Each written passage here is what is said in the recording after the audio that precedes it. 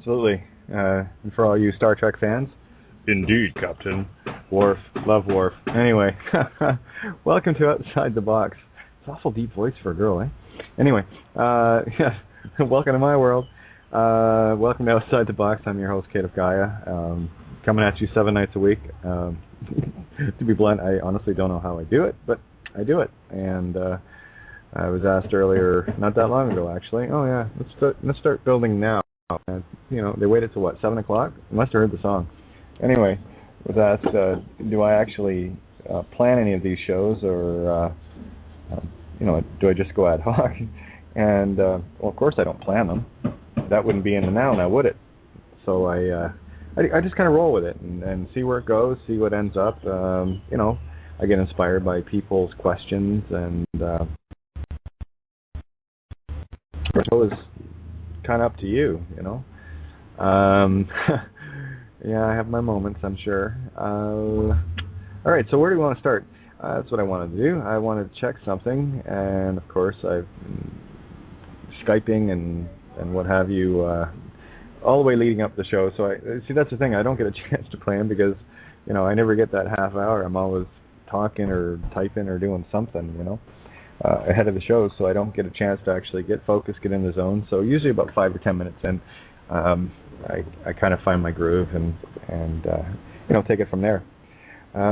There's a beautiful video. I mean, they're all beautiful, but I gotta say there are some videos that Bill does that are beautiful entry level for people if you're, you know, wanting to just kind of give them a gentle awakening, and, you know, with something like, hey, check this out, tell me what you think of this, right?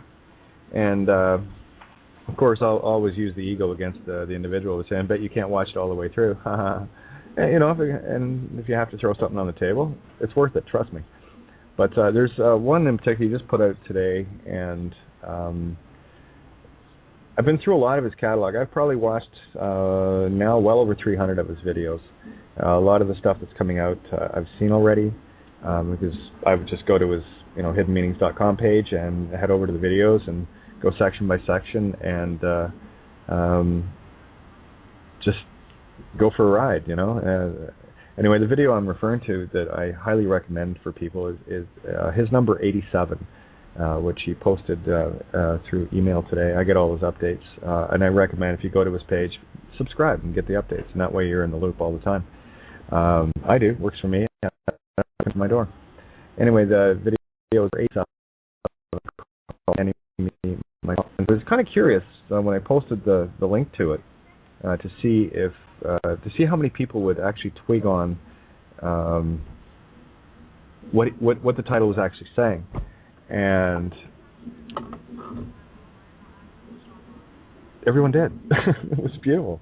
Sorry, that's basically me, myself, and I, right? Because you are your own friend, you are your own enemy, and of course you have to find yourself. And again, it's a beautiful, beautiful entry level for people to, you know, start to come to terms with themselves. If you have people that are, you know, starting to ask questions and starting to I hate using the term, but it's the only one that seems to fit right now. When they're starting to come into their own awakening from this long sleep that we've been in, it's not too rough. It's kind of one of those gentle little, hey, wake up on the shoulder things. And Bill's got a few of them. I'm actually going to go through my list of videos that I've watched, and I'm going to pick out a few that are of that nature. So very easy to email, and you're not going to have, especially the religiocosis types, you know, calling you demon and Satan worshiper and all the rest of it. Because I tell you, there are a lot of people out there that would do that, would say that, and you know who I'm talking about, don't you? Yeah, me too. But yeah, so where are we going to go tonight? Let me see. Well, listen, the phone lines are open. They're always open. And I'm just going to jump into the board right now because I had to. And of course, if you want to get into the conversation, I'd start bouncing around because I want unconditional dark and what they are and the importance of. For me, again, this is actually more therapy for me. You know that, right? Just so you know that. where I get a chance to share the experiences and the epiphanies that I download daily. And I'm actually starting to take a little bit of time for me every day, which I hadn't been doing literally for years, where I can get into that peaceful zone just to do downloading. And it's amazing. When I was watching that vid of Bill's earlier today again, I remember some of the things that it triggered before, and do you think I can remember them right now? Not a chance. But anyway, if you want to get into the call, I'd love to hear from you. Anyone that's on the board right now, all you have to do is hit 1 on your keypad, and that will notify me that you want to have a chat. And it's just a phone call, so don't be afraid. And others listening, if you want, you can call in at 661-467-2401. And of course, the page that you're listening to, if you want to Skype in, very easy, just refresh the page if the Skype button isn't there, and the Skype button will appear. And when you click that, it reroutes you to the board. And to get on, to let me know that you want on, just hit the plus sign on your Skype. You'll see it when you scroll up over the picture. The little bar opens up and you'll see a plus sign. When you click on that, it gives you options, and one of them is to show dial pad. So you want to see the dial pad, then you just hit 1 on the dial pad, and that'll notify me that you want to get on here. And we've got a few callers in. A lot of stalwarts, I'll tell you, people that call in every single night. So it's nice to see you. Thank you so much. Kind of gives purpose and reason as to why I do what I do. Now, over the last couple of days, I've been talking a little bit about the yellow brick road and how to start exposing it for yourself. And you can start seeing your yellow brick road with the very name that you have, because there's a very specific reason, everything for a reason, but there's a very specific reason to you as to what your name is. And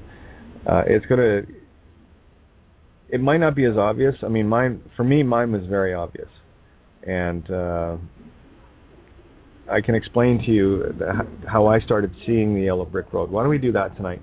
And this way I can get it back down to the very basics of the things that started waking me up to the very surreal nature of this place. This is Oz. You need to know that. We have been so conditioned for so long with the physical manifestation that we've become literally trapped in it, where we can't see beyond things physical, and feeling the need to go out and do this and do that and do the other to solve things, when quite the opposite is true. You're going to manifest cause and effect absolutely in the physical. You walk up and you push something off a shelf, it will fall. That's not very universal causal, if you understand what I mean. And the thing that people need to understand, and what people need to get back to, is their true nature, where we have been shown through belief for so long how to doubt ourselves completely. So I'm going to try to remove a bit of that doubt and show you some of the things that triggered with me. And for me, they were critical. And it was the beginning of a long journey that I'm still on, of understanding who I am, what my role is, what my purpose is, to find things that resonated with me and that made sense. Because I accept the fact that I can sit here. I had to. I'm here, right? Anyone or any part of consciousness to do anything against its free will, that's against universal law. So that was the first thing I had to accept, that everything that is going on here is the net result of the choice for me being here, for whatever reason, and those reasons become more apparent, layers of them every day, in terms of growth. And I mentioned Ian Zungold the other day, with some of the essays. If you go to mindmagics.com, some great papers there. I love the one he did on lack and loss. And that was a very pivotal one for me a number of years back, because before I got into before I found myself on this path of what I'm doing right now, I had done a lot of, just on my own. I was just fascinated with a lot of things. And Geminian nature, just go out and look at everything. They call it, the jack of all trades, master of none. Well, I actually mastered a few that I feel very comfortable in, and it's because I spent the extra time on them and went deeper. But Ian was one of the ones that I came across very early. His work on the calendar, someone had posted it. I knew it was a long series. I wasn't sure how many parts it was, but it's an 18-part series on YouTube regarding a presentation where he goes into great depth with regards to the trap of the calendar. And I was going to touch on that last night, so I will touch on that a bit tonight to show you one of the constructs within time that gets us manifesting things. They use things like holidays, where, what's the date? May 22nd. So I guess the next date of interest would be Father's Day coming up in June, right? So if you want to watch, just look at the stores, and they literally set themselves up season to season, holiday to holiday, and it's a constant barrage of calendar reinforcement. And if you start to look at it like that, you start to see how predictable they've made us in that, it's coming up to Christmas, so everybody has to go out, right? And look at the guilt if you don't. That one's a really, really deep running program, and it's one that needs to be broken very quickly.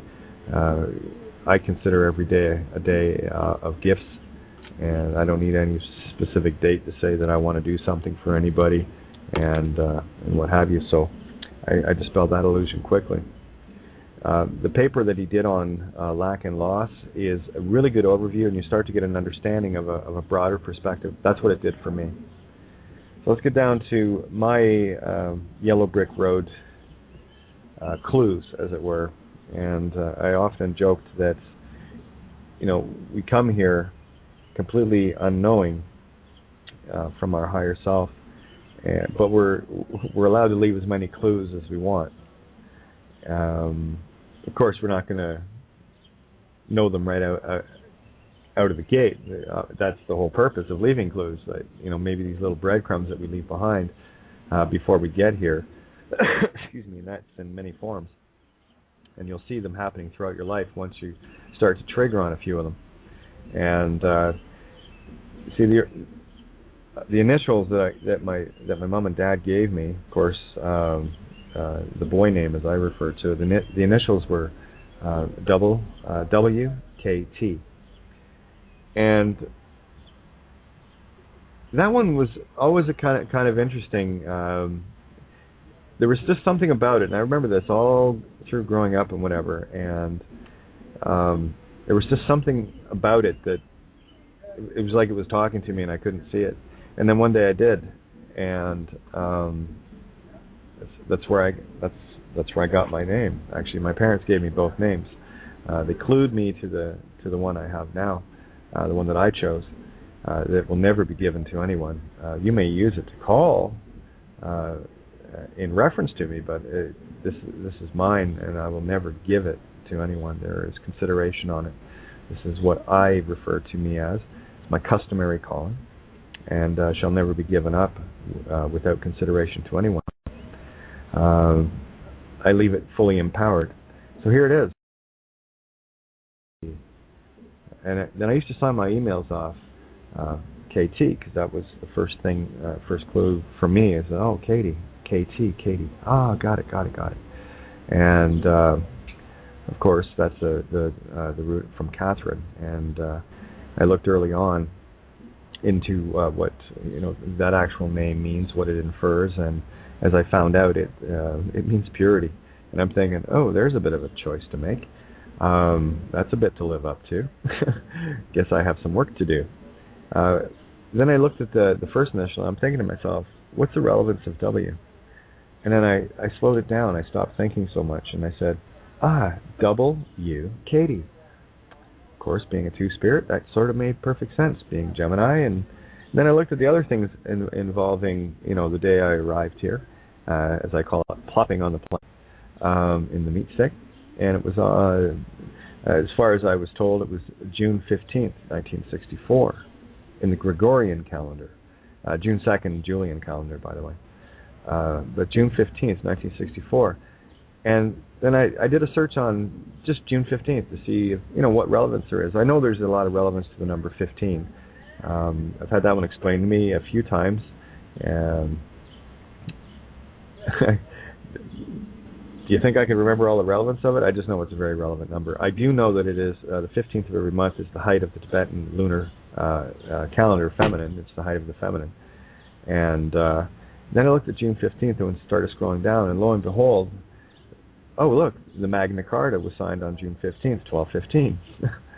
And what was I in the thick of, in the middle of, dealing with law and all the legal fictions and illusions and crap that they were distracting us with.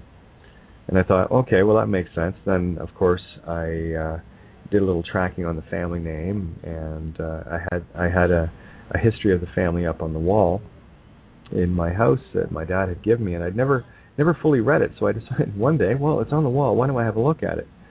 And I also looked into the crest, the shield, and all the different things, the symbols and what they meant, and whatever, and it all tied together. But I thought it was very interesting when I got to the bottom of the family name and the family motto. I thought, Nosca Te Ipsum.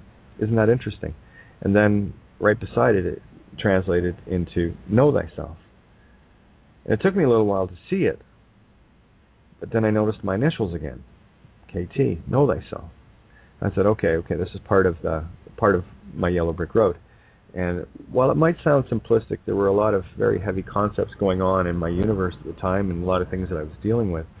So at the realization points of all these things, they were very, very relevant at that moment, being in the now. And this is one of the things that I want to really focus on, everyone starting to get back into the now.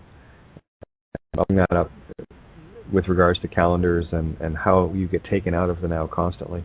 And they either have you living in the past or planning on the future, that you're never in that moment, that beautiful, pristine moment of now. And only in the now can you create, that's what the present is. That's the present are the breadcrumbs, right? These are present by you. Can you see them? They're yours, you put them there. And what I'm trying to do is to get you to start looking at things just a little bit differently. And don't look at them like they're odd. Look at them for what they are. They're clues. There is nothing around you. I assure you, there's nothing around you that isn't there for a reason. Everything for a reason. That's another one that's really tough to get sunk into people. Again, that's all part of the program of doubt, the indoctrination through the schools, getting you looking outside, constantly for all your answers. If you need an answer, go to a book. If you need if you want to solve something, you go and physically work at it. And very rarely, which is in the stillness of self, become creation itself. That's an interesting thing you should look up. Wu Wei, Chinese doctrine. W-U for the first word, and the second word is W-E-I. And it's effectively just the art of being. And I'm not talking in the way that, I'll give you an example of how not to be and do, okay?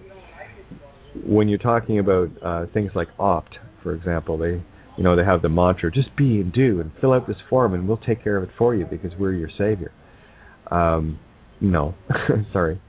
I ain't going to be doing that, period, right? Because that's an external savior. That's another external answer that people are clutching at. I call them carrots, right? And be careful not to deep throat that carrot. You will choke on it, I assure you. And just something else to keep in mind.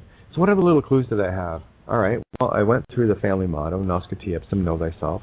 And then I broke it down word by word, and one word at a time, because when you put it into a Latin to English translator, the one I use constantly, it just comes up basically Know Thyself. But when you do it word for word, it is a whole lot deeper. It becomes like the T, as I've explained. T is also the note of love, the highest note in the scale. It's the only thing that can conquer law, the note below it. So T, love, overrules the law of society. It was all about phonics for me, sounds, and seeing how things fit in. Oh, here's another one that you might find interesting for anyone calling themselves American.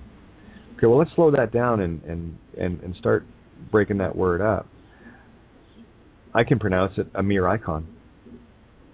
Is that what you are, a mere icon? This is what I mean about phonics, and we get caught up in the illusions of saying words the way they were said to us, the way we've been programmed to say them. So stop and just have a second look and listen at everything that you're saying, and do you really want to be a mere icon? Why would you want to be a mere icon when you are the ultimate of creation that has been manipulated? And of course, we have our choice to be here. We're playing half the equation, which I've talked about over the last few shows. The all-knowing with no power, the all-unknowing with all the power. Of course, they're going to try to, dupe us out of it, but at the same time, they'll tell us everything. It's right in your face if you can see it. This is where I see my road going more and more every day to try to explain it for them. So when you look at your own name, when you look at your own initials, there is much in there if you take the time to research what the name means. It could be hidden there. It could be hidden in a whole myriad of places, but you will find it if you go looking. And something you'll find will resonate with you, and you go, "Oh my me." How about that? And here's the neat thing about it: once you trigger one breadcrumb, something else triggers to lead you to the next. It's sort of like if you're on a treasure hunt and there's 1,000 items to find. Once you find one, you don't have to find it again. And there will be a clue there to take you further down the brick road to your next one, if you have eyes to see and ears to hear. So don't be in such a hurry. And a lot of people are in a hurry. I want to awaken. Well, if that were the case, ask yourself, what have you really learned up to this point? Have you learned everything that was critically important to you at this point, or are you wanting to, cop out? And a lot of us, I assure you, a lot of us are very weary, and I will also say that the weariest of us are the absolute prime targets for COINTELPRO gimme operations. Give us your weak, give us your tired, give us your hungry. Well, here it is. I'll give you a prime example of how a COINTELPRO operation uses the ego against humanity. It's a wonderful tool. And I said, how do you stop an advancing, enraged voter populace? Well, easy. Throw them government checks. It's the other thing too. If you gave away all your power to somebody else, knowingly, here's a little question for you. Do you have any bitching rights? Didn't think so. You see, here's the thing. And this is the folly of voting for anyone or anything. In the process of doing that, you've given your power away on a most incredible level, and it's being vampired, and drained by the individual or the concept. Who voted on money? Right? But we use it every day, and that for me is the ultimate lure of all. Again, it comes back to lack and loss. Can you stand? Can you tolerate to stand in the face of it all? Or where's your buy point? Where do I find your checkout counter? Where do I find how I total you up to see what you would be willing to sell yourself for? Literally. And I have to. Those of you that have been these episodes that we share, this table, because I know a lot of the things that I share are extremely difficult pills to swallow. And I go back to what the analogy that Carol uses about not trying to eat an elephant in one sitting.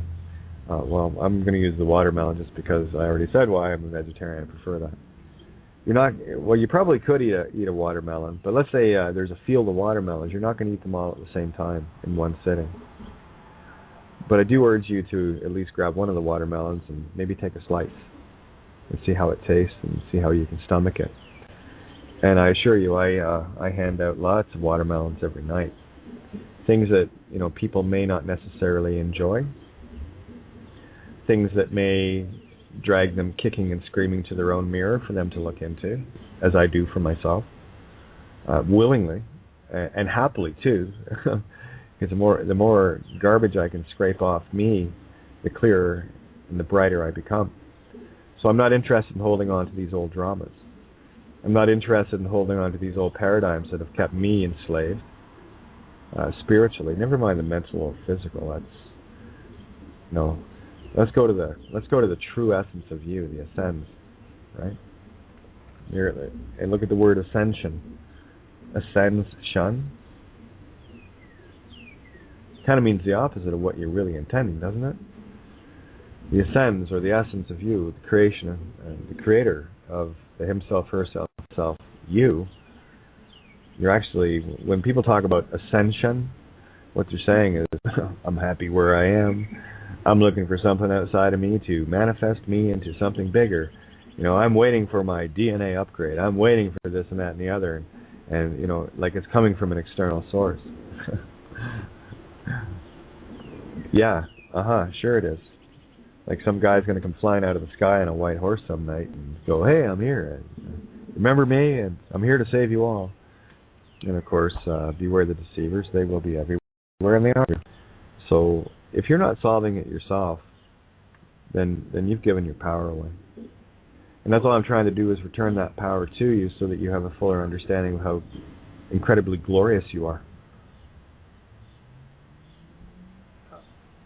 See, it leaves me speechless. Every time I try to speak of this, it leaves me speechless because I know exactly who I'm talking with. Not who I'm talking to. I'm not talking to anyone. I'm talking with you because you're me. And I can see you. I can see you so clearly.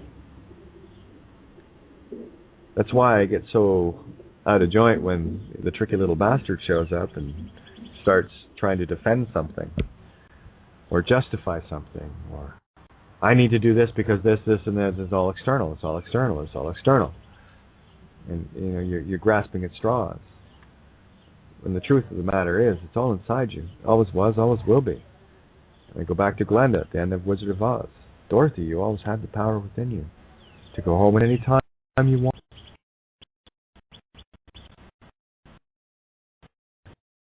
All you had to do was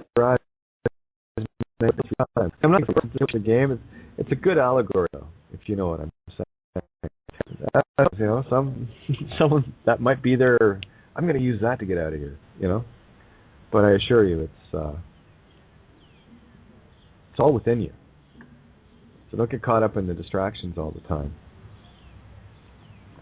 Don't get caught up in the vengeances and petty things. So look for the higher purpose in everything.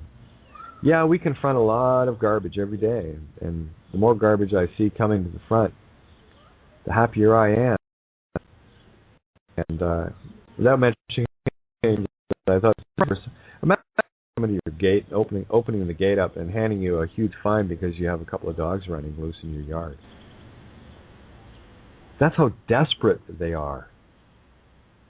I don't see anger at that. I look at it and laugh. Look at how desperate you are. You've actually got meat sticks in uniform walking around, having to crack gates open and trespass. Could it not be more obvious to you? And I say trespass tongue-in-cheek as well. I'm just trying to give the analogy, right? Honestly, if you can start looking at it for the sheer desperation and the death throes of a system that knows it's destroyed itself, put a smile on and get your vibes high and go, yeah, ramp it up, baby. Ramp it up. Show me your fear, because I'm feeding on it now. Because I look at it and I smile. So I transmute that energy from, oh my God, look what they, hey, talked to me a couple of years ago. Talk talk to me a year ago, and I'd be like, yeah, got to get them, right? Been there, done that. Didn't work. Kind of kept things in a circular. So I had to dig deeper, deeper still, to find more peace than I was finding by being, in conflict, as it were. So I think that's what I'm trying to share as well, to get you to take the time, because you never do. Some of you have raced home from work, and you're busy getting supper ready and kids, and all the rest of it. It's about returning the sun. This time, you had some time for you. You see, and this is one of the joys of doing this, what I do here, because I know that if you're tuned in here, this is you time, and you know it. So this is a chance for you to find some solace, a little peace. And perhaps I get to share some things that resonate with you. And I hope they do, because what that does is, if there's resonance there, that just confirms my own feelings. That, that gut feeling, that intuitive that says, yeah, that just feels right. So I'm going to share this and see if it feels right with others. Because if it feels right, and it sounds like something that you've already said or thought, then we're on the same wavelength. We're vibrating in the same frequencies, and we're finding it, because within every truth there's a half-truth, all right? It's a half-truth and a half-lie. If you want a good example of that, any good joke will show it. Because the punchline will always take you in the 180 degrees from where you were expecting.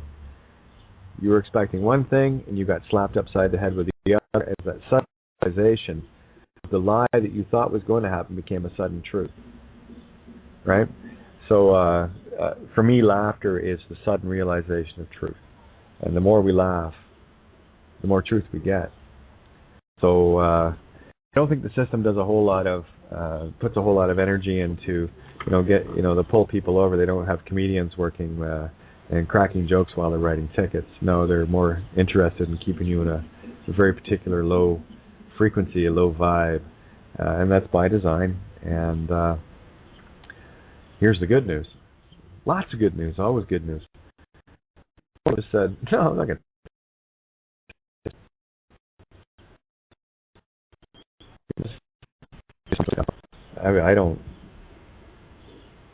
Honestly, I have no words for this, and there's no conversation to be had either, because, sorry, I need something that's got a higher IQ than a bag of chips, just, sorry, maybe I expect too much, right? But there you have it. I think what I'm going to do right now is tip into a little song here for you. Not sure what I want to play. Let me see. Oh, I got one. I know what I want to play, because I was thinking about this earlier. And I've said this before, but this is how I see you.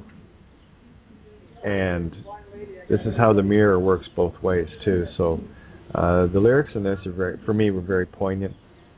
And they mean a whole lot more to me now than they ever did when I wrote it. So here it is. The song's called Like an Angel. Enjoy. It's for you.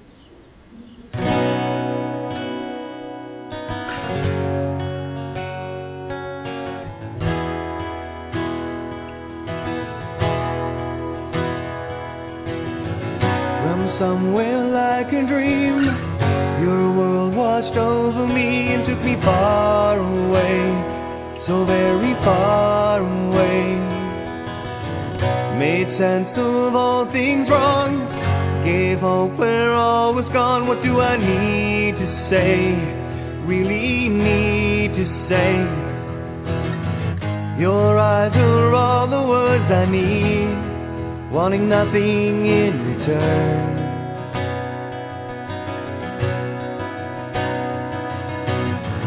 Your love is unconditionally.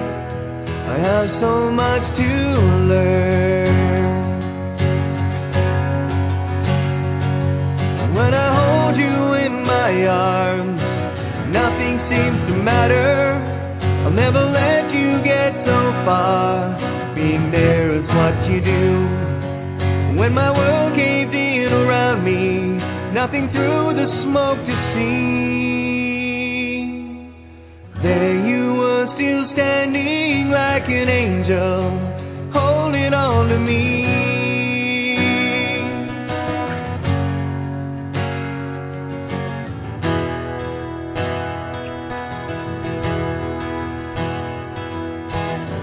Somehow you pulled me through, turned faith back into truth completely, so completely. Held strong when others ran, gave my heart a place to stand, and you saved me, more than saved me. Your eyes are all the words I need, wanting nothing in return.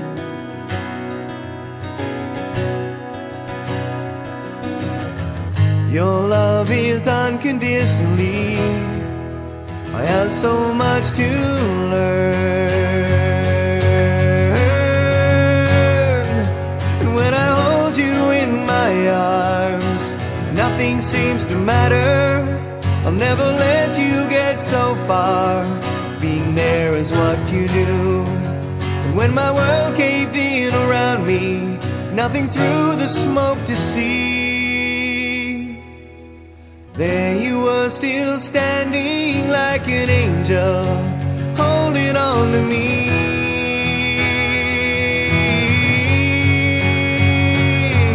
When I hold you in my arms, nothing seems to matter. I'll never let you get so far. Being there is what you do. When my world caved in around me, nothing through the smoke to see. There you were, still standing like an angel, holding on to me.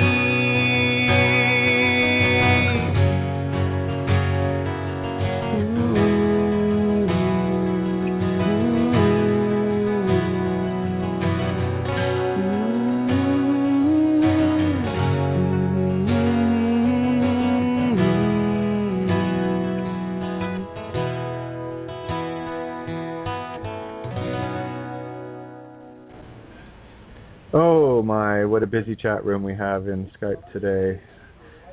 Yeah. Yeah, the songbird does leave the cage on occasion, so. Yeah, I was asked to expand a little bit on the ascension. Well, again, it's very easy, right? If you take the time, research what ascends is. E-S-S-E-N-S-E. I see a whole lot of things in it. Of course, anytime I see the letters E and S together, or S-E-E-S, mirror of himself, herself, itself. Of course, there's the N's in there, and it's interesting that there's only E's, which of course is the reverse of the 9, which is the dark. The only place you're going to find creation is in your own darkness. Right? We are the dark agenda. We're not the light agenda. We're not love and light. Not the way it's brought up out here. You know, everyone's out too busy worshiping everything in this, light realm, the hijacked pineal transceiver world that we're projecting for someone and something else. That we're able to take over that projector. We're just trying to wrestle back control of that. And of course, we talked a bit about the pineal and its importance. And here's the thing, calcite, call sight, right? What was the other word that was with that that I posted the other day? Calcite crystal, or the call sight Christ all. And it's just about, hey, it doesn't matter. The letter can, just because it's pronounced one way doesn't mean to say you can't mess with it. Like I used with a mere icon. Right? How did you look at it? How many ways did you look at it? Or did you just assume it because somebody told you it was that? Anything. Damn thing. I guess a different way of looking at it. I'm not fixated. So look up ascends, see what Gnostics and the ascends, what that's all about, and you'll start to get a better idea of what you're shunning. For me, it's as simple as you're shunning your own dark. That dark, that most dark perfection void, where only you can be light in, right? It's very hard to shine brightly here because so many people are blinded by this light that's already here. Only in the darkest of places can you outshine that sun that's in the sky. Marduk, Ra. Have a look at do a little research on Marduk. Start seeing what it is that all these guys, entities were worshipping. Start looking at why all the Vatican stuff, Lucifer, the bringer of the light. Start seeing what it is. Because as I was saying the other night, I have this tendency of putting things back and forth, back and forth, back and forth. I look at it, okay, it's good, okay, it's bad, okay, it's good, okay, it's bad. And as I go back and forth, it's almost needing flour. Where it first starts out, it's, not quite mixed as well. But if you really knead it well enough, being the good and bad together at the same time, it becomes the loaf, right? It's not flour and water, it's a loaf. It's you to bake it in your own fire, baby. So,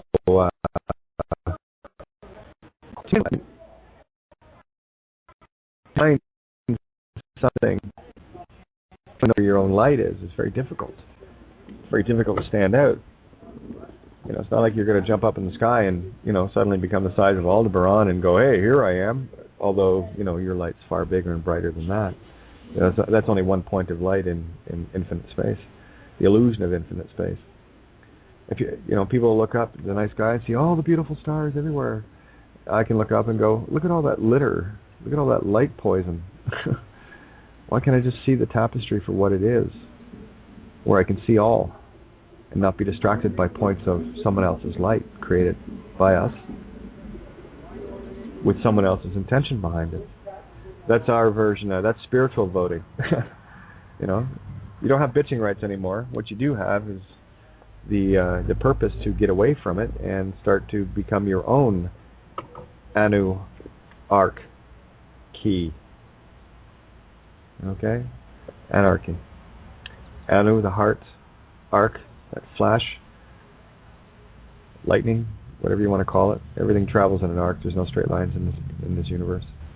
The Vesica Pisces and the Flower of Life shows that for you. And key, life. The key you turn. Can you turn it? Can you dare to turn that key? And this is the big challenge for a lot of people. So Laura had posted a couple of things here I think are very relevant, and in terms of here's some Bible for all those that are still stuck in religiocosis. Here's how we show you how to read this book properly. Bill does a far better job, but I have my own ways of doing it. Anyway, if you look up, say, Zechariah chapter 10, verse 1, and I will say this slowly. I want to make sure you get this energy, okay?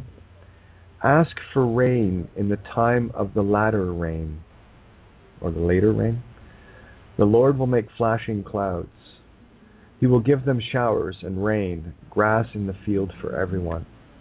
So let's go into that one a little bit deeper. Ask for rain in the time of the latter rain. Thing is, if you're struggling with something, let's call it a storm. All right, rainstorm. It's a fighting fire with fire thing here. When you get your pineal decalcified, and I can show you how recalcifying helps as well. Depends on what kind of signals you want to pick up, though. All right, and how aware you are of it. But the pineal, in its natural state, is just filled with water, purest water. And over time, what happens is it gets poisoned with processed foods, fluoridated water, you name it, all sorts of other things, where it begins to calcify, begins to harden, and it becomes a much better transmitter, transceiver for others that know how to manipulate it and You might be surprised as to why you cannot remember a lot of your being a baby. Because you really weren't here, right? What were you seeing? What were you dreaming? What were you looking at? What were you creating? To the point where your pineal got calcified enough or under control enough by an external force to get you to start seeing what they've created, and thus the supposed memories begin, right? Just another little thing to look at for those that have a very difficult time remembering that very early part of your life. And it's all there. It's all there. Just might not be what you think it is, you know. I remember reading a story about a bunch of people that were talking, and they remember as kids playing in forests and streams and everything else, and when they actually referenced, and this was the same group of people, and when they referenced back to where they lived, it was right in the heart of a city, and it was an empty playground. But what they had manifested for themselves, only what they could see. It's like, never doubt the eyes of a child. They're seeing things as they really are. That's why I paid so very close attention to both my daughters when they were growing up. I wanted to get some messages. So here's the thing, when you have this water purified, and when you get it, the pineal can only work in the dark, in the most dark of places. That's the only time the pineal will open. That's it. That's why light to me is poison. External light is poison. Internal light, now there's your cure, right? Because everything has to be both. Light has to be poison and cure, and the same as dark has to be poison and cure. All right.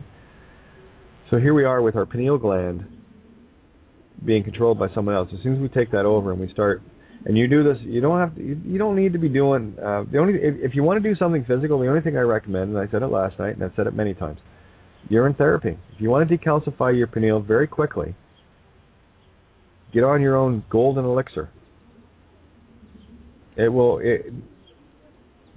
Don't take my word for it, okay?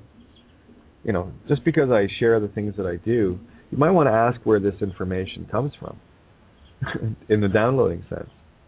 And you might want to ask some of the things that I did to get to a condition of mind that I'm in. And it's starting to do all the right and proper things, you know, eating properly, not death eating anymore, because that kind of energy just interferes with it so desperately. There's a surefire way to keep your pineal and a lot of other energies in a low frequency. These are things that you can do. They're just simple choices, but it is really mind over matter. When you decide that you want to jam that signal that's being rammed into you externally, then you start changing you, where you start taking over. You're not the voter anymore, okay? You start becoming the independent and the anarchist, where you stepped aside. And it will not happen overnight. Might for some, didn't for me, it took a while. And it might happen overnight, who knows? I'm not you. I'm not your consciousness. We are the one consciousness, but you have a different perspective than I. And that's the only thing that separates us. Perspective. How you look at things is a different angle from how I look at things. So these are a couple of simple things that you can do to open that up. All right. Latter part of this. He will give them showers and rain, grass in the field for everyone. So I'll break that down for you. Once you can clean up the waters of your pineal, you do this mentally, and you can do physical things as well, but mentally is the most important part. What happens is your transceiver becomes more useful to you for plugging in, for connecting. And as a net result of connecting, to get into your darkest place, your creation zone, that's where shit happens, guys. You want to change the universe? There it is. If you can dare to slow down and stop and take a little bit of time for you. Oh, that's so very hard. Here's the other part. And all these beautiful things that I speak of are free, right? You're in therapy. You don't got to go to the store for that. You make it yourself. effortlessly, right? Spending 10 minutes, you don't even have to take 10 minutes. These things can happen, and they do. They happen in the twinkling of an eye. It's when you get into the no thought zone, because I'll tell you, the instant you get the no thought zone, bam. And it is. It's an electric shock. It's like that shoots right through you. It's beautiful. And you know when it hits, and it's like, yeah, there's that moment. And it's like Santa coming down the chimney, leaving presents. And you don't know what Santa left you either. And those things start revealing themselves rather quickly. And that's why I have such a hard time some nights with shows trying to talk about what kind of downloads I'm having or whatever, because I haven't even fully sorted them out yet. It's like, there's a few presents under the tree I got to open, right? And as I open them, I'll share them. These are gifts for all. But it really is that simple. And because it's that simple, oh, that can't work. Oh, no, that can't. That's too easy. It's got to be complicated, says the left brain ego, canine brain, reptilian brainstem. Of course, it's got to be difficult. Quick, give me a pencil and a calculator. I got to work this shit out. I got to sit down and make a list of what I have to do next, and I've got to, get all manner of busy and thinking, because it's got to be more complicated than that. And you will spend hours and days, a lifetime, convincing yourself of that. I'm just trying to tell you that that's program. It's a well-ingrained program, as you by the short and curlies. So I dare you to take 10 minutes for yourself. I mentioned it the other day. Probably if you have a bathroom with no window, which you'll find a lot of them, or somewhere with no windows, and the bathrooms are great because it's like, why do I have the greatest epiphanies while going tinkle? Well, I'll tell you why. Because you're not thinking about anything. Think about how many great ideas you've had in that very brief moment that you take for yourself, where you're not thinking about anything, and all of a sudden, hey, I just had a great idea, and then you don't wonder where that comes from. No? Okay, well, I'm telling you, it's because you spent the time to shut up. You sat down and you just did your business. And that was the only thing of your concern right then and there. Nature called, and you were just busy answering, and that's the only focus you had. That's it. Not much thinking about it. You just kind of, no pain, no strain, just sit there and drain, right? That's how it works. Okay, so let's move on to the next one. So basically, if you want to plant these fields, we need these waters of truth to break forth. That's the rain from the pineal. Rain on, baby, rain on. Okay.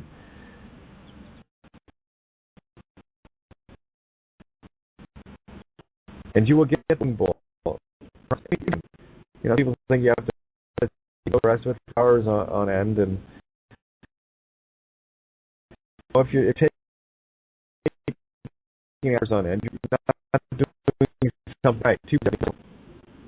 A great way to interrupt your thinking. Another great way to do it is just hold your breath. That sends the reptilian brainstem into conniption.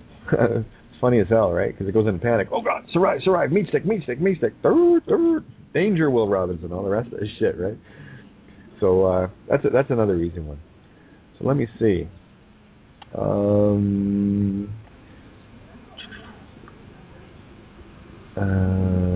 Just checking a couple of things here. I want to see the relevance and where I can go with it. Okay.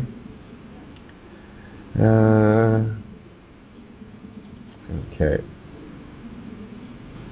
Nope, that's not working. Oh well, it works, but not for what I need to be doing right now. All right. There's a good one from Hebrews 10:36. For ye have no need of endurance. Yeah, there's really no effort in meditating, eh? But can you endure it? Can you actually spend that few minutes with yourself? Or are you that nasty? No, these are questions you need to ask yourself. But you'll find amazing, wonderful things whenever you find the time for you, the most important essence in this universe. We're all too busy going outside of ourselves looking for answers on this and answers on that, and trying to make this person happy, that person happy, and all the rest of it. And when you start seeing the illusions of things around you, that's why I go back to the Gravity Falls. One of the things that they made a note of in it, a few of the episodes are trust no one. The only one you can trust is you. You know, it's trusting your gut instincts, and it's actually taking the time. And it's not saying don't trust, you know, your friends and whatever. Right? I'm talking about a different level of trust, completely different level.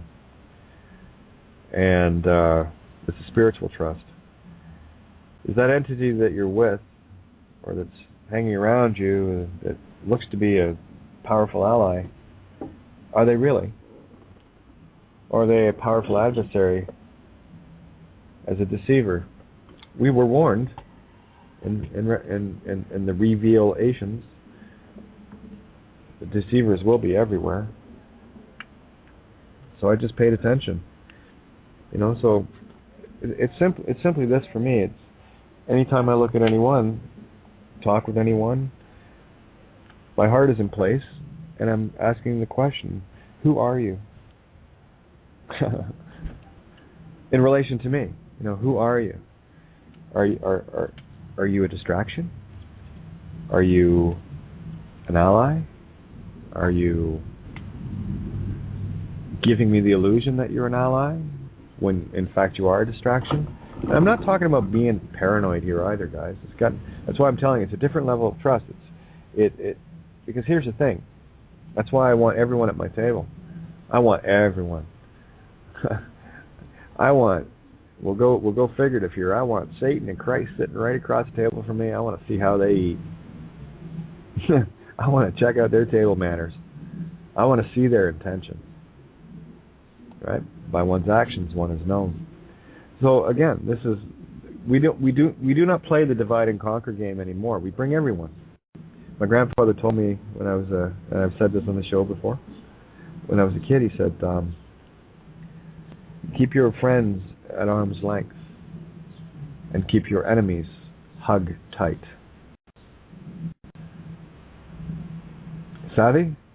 It's an old one. I know you guys get it. It's a very old one, but it's a very, very truthful one, and it's one that I always like to reference on occasion. So, you're not going to know how anyone eats until you have them sitting at the table with you. All right.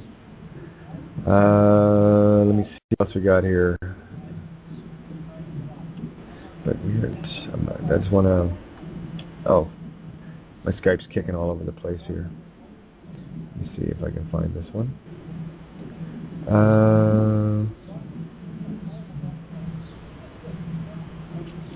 Sorry, guys. Don't mean to have the pondering air here, but that's just what it is. Hebrews 10:38. But we are not of those who draw back to perdition, but those who believe in the saving of the soul. Perdition is meat stickville, by the way. That always have to go back to the physical things that they feel that they can, you know, taste, touch, feel, smell, you know, experience, because that somehow it's real. And I get it. This is a very real illusion that we're in. Quite the manifestation. Everything, when we think of physical, we think of it as being real. You know, yeah, of course you get, you know, smoked upside the head with a sledgehammer. It's going to feel like it too, right? But again, these are all absolute creations in the mind only. We just got tapped into. We just got led down the garden trail, and time to change that, I think. Anyway. All right. Okay. I'm kind of in a music mood tonight, guys. So I'm kind of feeling the mellow thing that's going on here. So I hope you are too.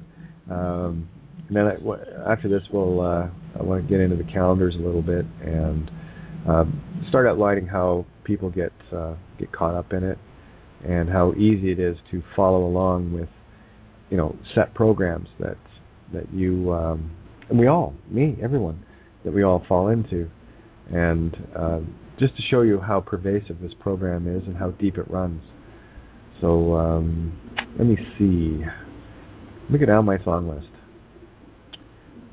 I'm very partial to this one of late because it's an old friend that I've been revisiting. I want to keep it. Oh, here, tell you what, I got one. This one works. All right. Remember, in the darkest, it's always darkest before the dawn.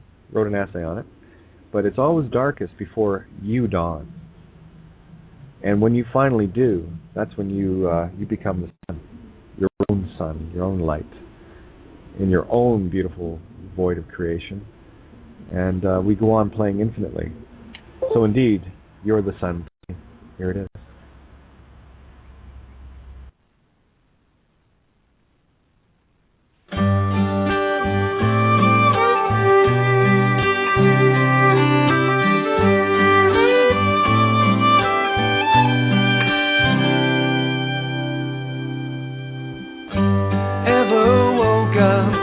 Just can't get much better. Feel the sun on your face even when it's rainy weather. When nothing matters, just as long as we're together. You're the sun to me. You're the sun to me. I can't remember ever feeling like I'm feeling. Head in the clouds all day, got me flying, got me reeling. And there ain't no way my heart can't be concealing. You're the sun to me. You're the sun to me. And I find just a little bit more and more each day. Another reason that'll settle in. I know I found my way. All I had to do was look far enough to see.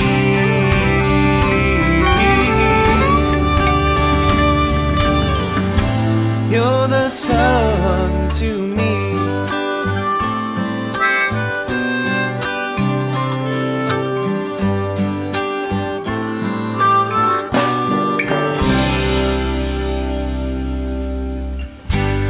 Got my reasons, but they won't need explaining. But why I smile all day, even though it's always raining. 'Cause you're the one thing that is constant and sustaining. You're the sun to me. You're the sun to me.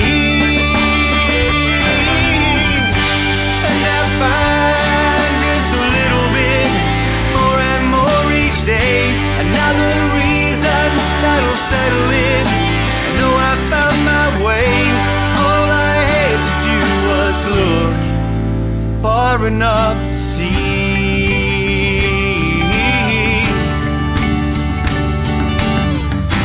You're the sun to me. And I find just a little bit more and more each day. Another reason that'll settle in. I know I found my way. All I had to do was look far enough to see.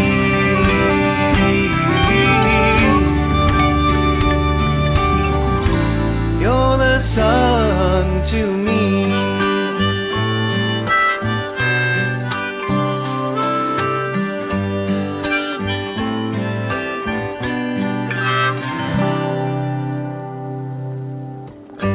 Ever woke up when it just can't get much better?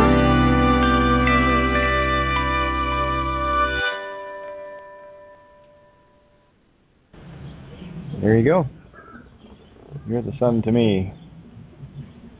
All right. Let's get into the calendar a little bit here. and this is going back, I really haven't visited this in a while, so I'm just going to give you the overall concepts that I fundamentally and ended up finding as a result. I urge people to spend the time and get over to Ian Lungold's website, My Magics, the late Gradient, and definitely do a search for his links on YouTube with regards to his explanations of the calendar and how it was the biggest trap. And it really is. I mean, it basically trapped us in time. And the Gregorian calendar, as it was revamped, had a number of uses, and what it did was the birth date that we're using is out of whack, so it's actually a civil birth date. That's why, you know, anyone ever asks me, it's, well, sorry, I didn't have a calendar handy, Julian or Gregorian, when I showed up here. I kind of came here with nothing, and I'm leaving with nothing. Bottom line, I mean, it's just logical, right? But when you look back, all of the, of course, religious Christian holidays are just paper-overs of astrotheology. That's all it is, pagan rituals. Of course, you know, they talk about Easter and the Easter eggs and, you know, the Eastern star, right? It is so blatantly obvious. I mean, they even got the whole Christmas and Easter, you know, mixed up. The story they tell at Easter is the one that they need to be telling at Christmas, right? That's how deceived people have been, right? They got the story backwards. Actually, they're sort of the same, but you know, Easter is all about you know, the getting crucified, the Son being crucified. Of course, that happens December 21st, where the cross, right, comes over, and the Sun stops moving on the horizon for 3 days, so it's in the tomb. The Son of God, their God, Ra, of course, all makes sense. And then, of course, as it starts moving back, as the days get longer, that's the Son is reborn, right? And for all you doubting Thomases out there, that's basically what it is. But here we go. Let's you know, you start the calendar year off. You know, January 1st. What's January 1st? Well, it's actually not the first day of the year. It's a couple of months off. The beginning of Aries is the new year, the real new year. Right. So they start you off the New Year's Eve, and what or New Year's Day, right? And what do they want you to do on New Year's Eve? They want you to go out and get yourself shit-faced, hammered, and pissed up. Right, so you're going to be absolutely useless for another day, and you know, I can get into that one heavily too, but I won't. I'll be nice tonight. Yeah, once in a while I'm going to be nice, not too often. Truth isn't nice. It's just fun. That's all. All right, so then we move up to what happens. Got to be some other things that they like to throw in there, and of course I'm only going to deal with the because it's the one I'm most familiar with, and the different holidays. So then, of course, they've got everyone focused on February, Groundhog Day, and Valentine's Day, of course. So they start ramping things up, you know, because people just aren't in the mood to spend anymore after wiping out all of their savings and going, you know, into extreme debt to satisfy an urge at Christmas. Of guilt that was built into them, and if they don't get the nicest, best presents for the kids and all the rest of it, I bought into the bullshit. Somehow you're an asshole, right? So, so let's move on. So we got Valentine's Day, of course, then move into March, of course, another good piss up, St. Pat's, right? Let's celebrate another guy that brought Christianity to Ireland. Basically knocked out a lot of pagan traditions there too. What a nice guy. Let's celebrate it. Hey, let's get hammered and make a green beer at that. Then of course move into April, Easter. What else in April? March break. There's another good one in March, right? So everyone's looking forward to the March break, and you know, you get a week off the programming, so you can go out and, you know, if you're older, of course, what's March break for college students? Another week of pissing up, right? And So into April, then we have, of course, Easter and the Easter Bunny, which is a symbol of fertility, and that's what the egg's all about. Vesica Pisces, what have you. Of course, May Day, May 1st, is another pagan ritual. What else happens in May? Oh, well, they have here, they have the May 2-4 weekend, which they celebrate the birthday of one of their slave masters, long gone, Queen Victoria. Then, of course, we move into June. What do we got going on in June? It's not really a whole lot. Father's Day, yeah, that's it. I'm just picking specific days to show you how they've got 1 month or one date aimed to the next, to the next, to the next, to keep you in a steady pattern.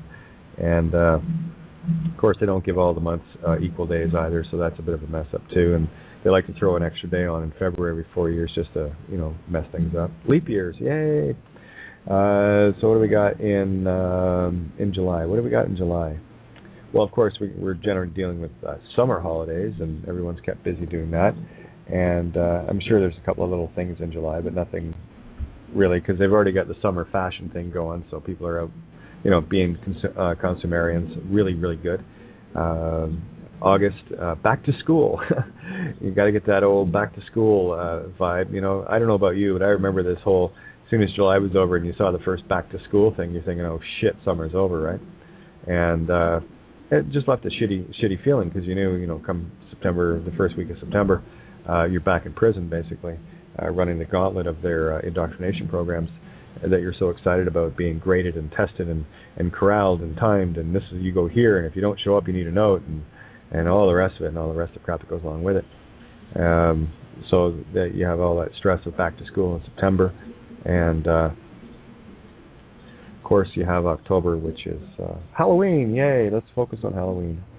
Let's celebrate death of Atlantis. That's effectively what All Saints Night is or the Devil's Night, as it's referred to, All Saints Eve, on October 30th, and October 30th is, of course, Halloween, and it was a celebration of the death of Atlantis. That's what its symbology is, and that's why it's all focused on the dead, because of how many people got wiped out, because they got, they worshipped their technology and all the crutches that came along with it, instead of getting in. And you got to get in to get out, baby. Carpet crawlers. Genesis said it a long time ago. All right, so November, what do we got happening in November? Oh, that's right, Remembrance Day. We got to remember how many people we've murdered on the planet and how many murderers should be celebrated. Yep, absolutely. You got to, lest we forget, that we're nasty to each other and like killing each other. We got to keep that right up, right up there. And then, of course, we move into December, which is a pagan ritual of consumerism, Christmas, which for me lost its sheen many years ago, and saw it for what it was. And I had my kids, and we like to do nice things, but I'll tell you, the last number of years it just became more of a second-hand sort of thing, and handmade stuff, and that was our goal. We were setting themes, of course, and then after the Christmas of 2011, they raided me, so much for that idea. We just got it started. But there you go. And then comes what? New Year's Eve? And then what do? You repeat the damn thing. Year in, year out. Year in, year out. No, you're not predictable at all. No. You don't. You live free. You're mentally free. No, you're not. You live by a calendar. You're controlled by time. Controlled by an external force. And it's also a beautiful way to keep you remembering the past and planning for the future and keeping you out of the most glorious moment you could ever be in now. And I would highly recommend, if you get a chance, to the movie was great, by the way. Nick Nolte played Socrates. Did a great job in it. I think it was Nick Nolte. I'm pretty sure it was. Anyway, The Way of the Peaceful Warrior, about getting into the now moments. It's like when people comment about the birds and stuff. That's when I know. You're probably hearing the drums too right now. They got the drum corps over in the Scout building beside me here. I'm glad they're inside, because normally when the weather's better they come outside. So I'm sure one of these Wednesday nights I'll be in with the door closed real tight. Anyway, but there's a little breakdown of just another control mechanism. And just these are things that you can research for yourself and start looking at for yourself. Don't take my word for it. Never take my word for it. I am merely a conduit passing along a little bit of information that I've uncovered. Do not fall into the same trap of taking my words as yours without looking at it yourself or having resonated with something that you already knew. I cannot say it often enough that I am not teaching a damn thing here. Nothing. I teach nothing. How can I teach anything to you who knows all but are in a state of forgetfulness? I'm just here to remind you of things that I remembered, that I know to be true, because these are the memories. These are the things that were hidden from us for so very long, that the cup of forgetfulness that we sipped from in order to have this game to begin with. So again, just be mindful. Bring it into the now. All right? Get off the calendar. Start weaning yourself off these crazy little, resist the urge, guys. Right? Resist that urge. Put the cyst on the urge. Make it the poison instead of it grabbing you. Oh, I insist. Of course you do. So anyway, I'd love to hear from you guys. What do we got here? Yeah, I've still got like 40 minutes left here, so I'd love for some of you guys to chime in and tell me about your day. Tell me about your epiphanies. Tell me about the things that you're starting to notice on your own breadcrumb trail. Why is it always me having to talk? Yeah, okay, I host a platform. I was Skyping with MJ, just texting back and forth, and he noticed the same thing that I notice with regards to me, and there's Ninja. And I make a much better interview. I get into a different space when I'm being interviewed versus hosting, because this is actually contrary to my true nature, right? Believe that or not. You want some of the best shows you'll ever hear from me? Find one where I'm being interviewed. I promise you, you're going to see a very, very different version of me, much more comfortable and a whole lot deeper, because now I'm interfacing with someone with purpose. And it's not that I don't have purpose doing this, but it's different. It's just very different. So Ninja, how are you doing, hon? Hi, Kate. I'm good, thank you. Yeah. I just Good. wanted to say great show so far, again, music and everything and all the insight. And it's interesting that you're talking about the holiday celebrations, the routine, how they had us all tied up with that. And I actually stopped with that years ago and gradually just let it all fall away and don't do the Christmas thing. Never really did do the Easter thing, but the occasional chocolate egg, and that all stopped. I mean, yeah. I almost don't even do the birthday thing now either. So. Yeah, it's every day of the year is a birthday. Yeah. Someone has one. As long as you wake up in the morning as well, yeah. Yeah. Well, every day I wake up. Oh, look, I'm here. Yeah, happy birthday. Exactly. Yeah. So very happy on birthday to you, right? And, I mean, we do pay attention to those days on the one hand, but it's whether you go all out, whether you throw money at it, or whether you get your knickers in a twist over. Oh, I have to do this. Oh, I have to do. I don't do that now. Yeah, it's friends of mine. Well, I guess I have to say former friends of mine. I thought they were friends anyway. I thought they were actually more like family to me. Of course, when things went south, they went north. Anyway, and that's okay. That's what fear does. And sorry, the only thing I feel bad is that people bought into it. Just tells me how deep they are in the quagmire of the physical game. But one of the things, going over to their place, it didn't matter what time of year it was. It's beautiful people. Don't get me wrong, guys. There's no animosity stating it what it is, but it didn't matter. The whole house was done up. Like for every occasion, it was like, how you walk into a department store and everything is geared for spring. Everything is geared for this. You know, and you can go down the aisles. They have one set up for Valentine's, and then of course set up for Easter, then set up for this and that and the other. And that's effectively what if you St. Pat's place is all decked out with St. Pat's stuff. Their Christmas is all decked out in Christmas. Easter is all decked. I'm talking a little bit here. Okay, I'm talking full out. Like you were walking into that hall, which I thought that's a lot of effort, and not to take away from the individual either. It was a lot of effort, but it showed to me just how deeply ingrained people start getting ritualistic with it. And the thing is, they're not aware that they're practicing ritual. They're just thinking this is normal, and it's a good thing to do it. Well, yeah, and that for me is the scary part, because most of the stuff that people are doing, they don't even realize they're doing it, and most certainly don't understand why.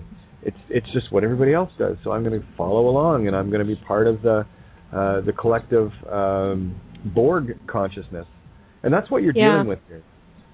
And there are those who not only want to follow along and just do what their mum and dad did and, give the tradition over to their children, but then you have those, like you've been talking about, who take it to the nth degree and make it some kind of extra added religious craziness that, takes over the whole the whole mind and expression, And when you start coming into the knowing of how powerful you are, I mean, hopefully by now people are starting to get the notion that, wait a minute, holy shit, Kate's right, I am God. And as soon as you start getting into that, you start understanding the surreality of this place and how you've been pushed down, and you start taking responsibility for everything you utter, everything you do, because you are pure creation. You have to be, right? The other side can't. That's why they steal ours, and this is why this got built, because that was the other half of the game. When they're doing these ritualistic things, all they're doing is reinforcing that creation with their own God aspect. So it is incredibly powerful. We got another caller in here. Yay, finally, guys. Thank you so much. Don't go anywhere, Bam. You're in the fray, okay? Okay. Area code 412. I did hit it. All right, it was trying to activate. Let's try it. Third time the charm, shall we? There it goes. Area code 4. Hey, how are ya? This is Claudie. I'm good. Yay, Claudie. How are ya? I'm a bit tired, because summertime, this time of year, since spring, I volunteer, in the community garden. So I'm planting my apples, my apple trees.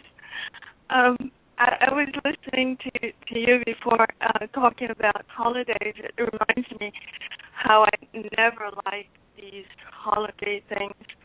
I always feel like it was another way to spend money and things like that, so I never really enjoyed them.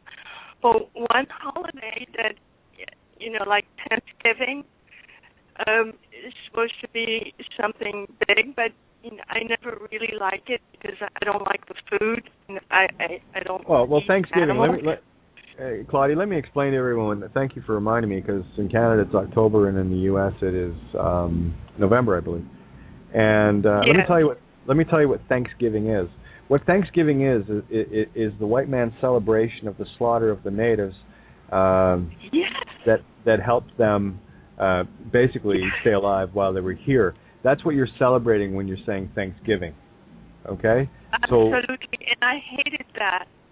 Mm-hmm. I never, plus I didn't like the fact that not only they slaughtered them, but they took all their turkeys and stuffed it down, like it was putting the turkeys on the altar, Well,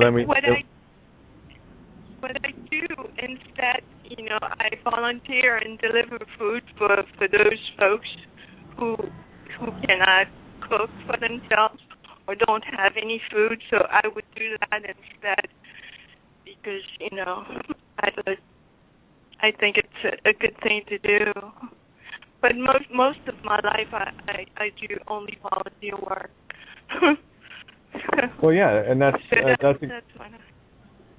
and that's exactly where people need to be. We got a really bad connection with you, Claudie. You're breaking up a lot on this end. I don't know how clear it is for anybody else, but just to let you know that very difficult to hear you. But yeah, no, being a volunteer, there's nothing more powerful of heart than a volunteer. That it's like that video I mentioned earlier that Bill did. One of these, one of the Krishna lessons that he speaks of is, doing things because it's your duty to do things. And I've had a saying for a long time that I live by: do the right thing because it's the right thing to do. And again, for people that just go out of their way, like yourself, and do things because they know they need to be done, not because they have to be done. It's sort of like, and the households, right? The ones that will actually do the dishes and ones that won't. Some people just let the dishes pile up, and they'll only do them when they're told and because they have to do them. And then there's others, like myself, that will see dishes on the counter, and I will fill the sink, and it doesn't matter if they're mine or not. They need doing, so I do them. It's like, just because it needs doing. I don't need any more motivation than that. I see what needs to be done, and I do it. And I don't need any spur on by anybody. And there are days that I just don't feel like doing that. But it's not because I don't feel a need to do it. I just, some days, okay, well, there's only a couple there. I'll leave it till the morning or whatever. And of course, you wake up to it. So that's one of the other reasons why I like getting things done now, because I don't have to worry about it later. So if it needs doing now, and obviously when you're out volunteering and bringing food to people, that's something they kind of need now. That's a good thing. That's working in the now thing. It's a feel good. Yeah. Go ahead. It feels good. It feels good. It's a feel good thing because I don't have to. I just want to. Well, yeah, and you get to come home to your mirror every night, and you don't have a problem. You say, did I make a difference in the world today? Of course you did. And you did it not because you felt you had to. And that's how I talk about music with me. People ask me about music and whatever. I don't play because I have to. I don't play because I need to. I play because I want to. There's a difference. Big difference. Yeah. I love your music. Oh, that's who I am. That's where I live. I listen all the time. I listen every day when I come from my gardening. I listen to your music. It fills my soul. Well, I'm glad, and that was another thing that MJ had pointed out to me earlier as well about the music. It's funny. The only way I can answer him was this. Isn't it funny how here I am just sitting, catching songs and not knowing how or why. I just did it, and merely because I could, right? And that's the other side of it too. I don't even have the want to play. I do because I can, and that's why not every day I will play, because there's days that I just don't want to. I don't need. I don't have to. So I don't put any rules in place for any of this stuff. Maybe that's why it flows. I don't know. These are questions that I still need to answer. But I want to get back to the word holiday. Okay? Let's look at it for what it is. Holiday or holy day. Holly, of course, is the magical wood they make magic wands with. And that's where your word holy comes in. Just like Hollywood. It's all about magic. Industrial light and magic, baby. And I know George coined it and made a company out of it, but that's what we're dealing with out of Hollywood: industrial light and magic of the highest order. Did you know that Hollywood is also a tree? There's a tree called Hollywood that they use the wood. Yeah, that's to make wands. That was the first thing I said. Absolutely, the holly bush, right? Yes. Yes. It was always used for making magic wands. For rituals, yes. Exactly, and then you have hickory as well, black hickory. Yes. You might be familiar with the Irish shillelaghs. Yes. Yeah, things of You're that nature. very informative, Kate. Oh. I love that about you. Well, that's just a little... Your wisdom. You have so much wisdom. See, I never know how to answer that. Thank no you. need to. You do in your songs. You do in your songs. I was talking to Ninja a bit earlier today about this very subject. Hey, Ninja? And the perceptions. Yeah. You know, and I think this would probably be a good time to share that, because this, in as much as, and I need people to hear this. This is my need, okay? I need you to hear this. I love the energies that get flowing. What I need you to understand is what you're flowing at me is your own mirror. When you speak of me that way, you are speaking of yourself equally.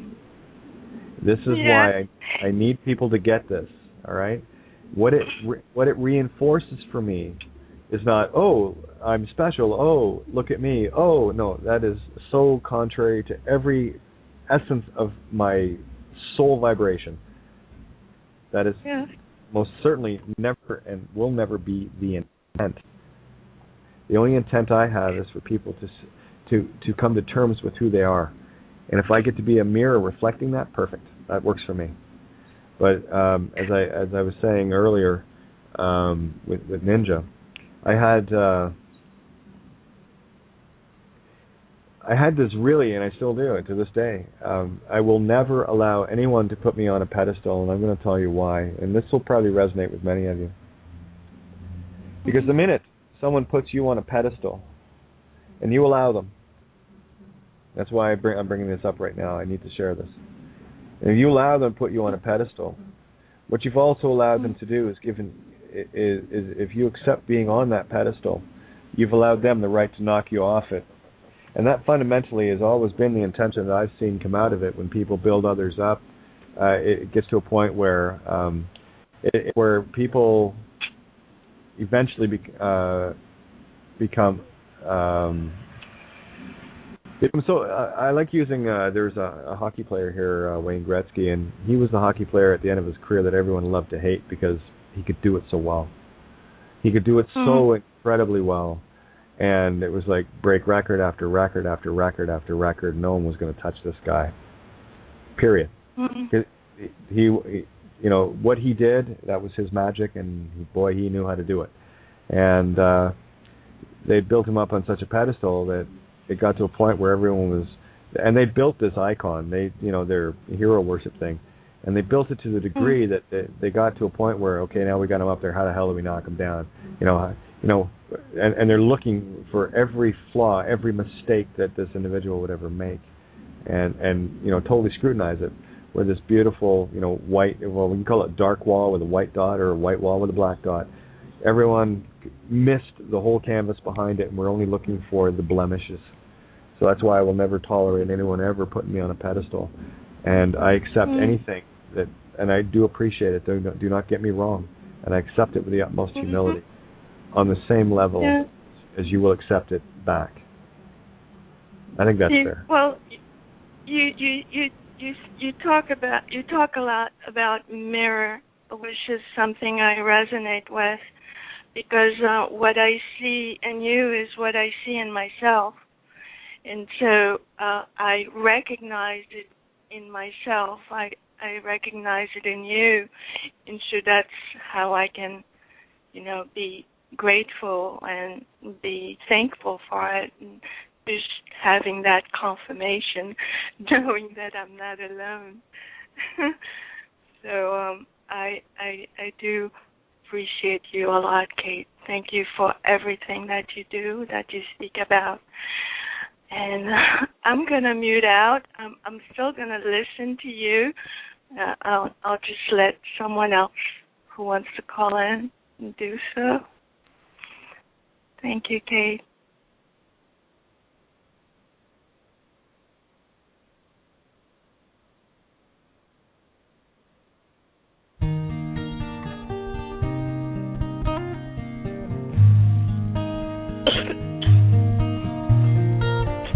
I've never seen before my eyes this dream.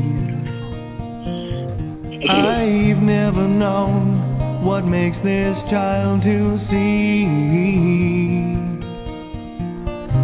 Like tears from a mountain pouring gently to the sea, a curiosity. Will you dare to touch my soul? Is love so frail that we can't hope to be more than we are, more than our hearts can see? And if for any reason on this field of broken dreams we stand to lose it all, then for you, yes, I do it willingly.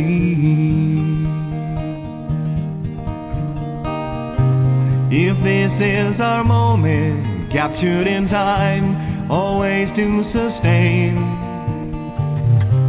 for lost in your eyes I find are the only means to remain. Searching relentlessly, just like a cloud, she chases her rain. We'll stand here firm, 'cause we are an island protected by love on this field of broken dreams.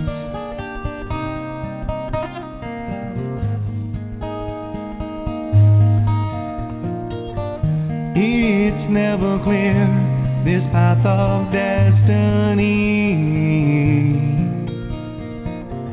That's why we're here, to find our need to be.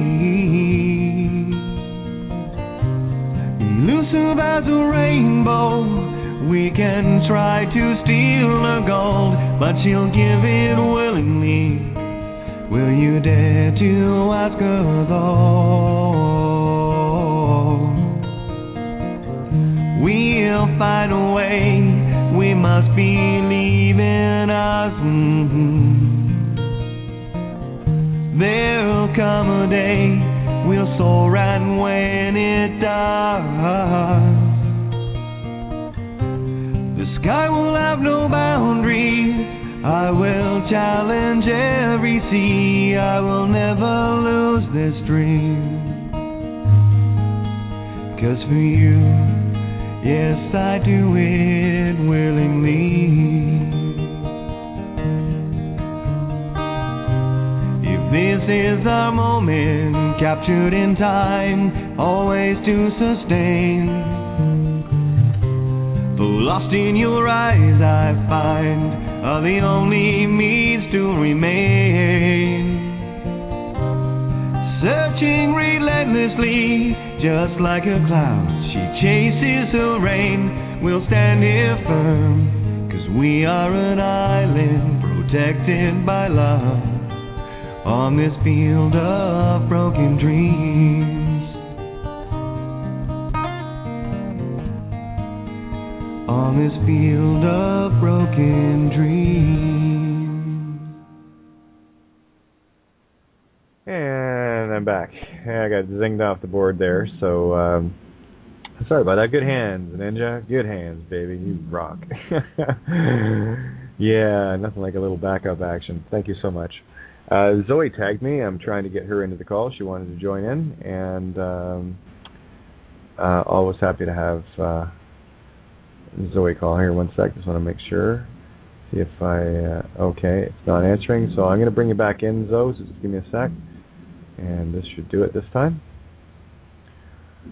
Yeah, when I'm getting zinged on Skype, nothing wants to connect properly, and I've got to wait for it to, start. Oh, there you are. Hey, there you are, kiddo. Yeah, sorry, I got just as I brought you in, my Skype got zinged on this end, so it made for a little bit of fun, and of course, Ninja, good hands on the board with the song, just like that. So, love it.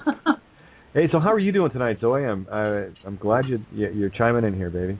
Actually, I'm doing pretty good. Good. Yeah, it's my birthday today.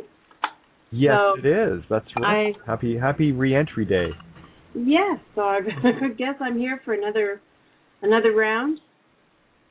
And yeah, but I was listening to what you were saying earlier about all these celebrations, and I love to reinvent them. Oh yeah.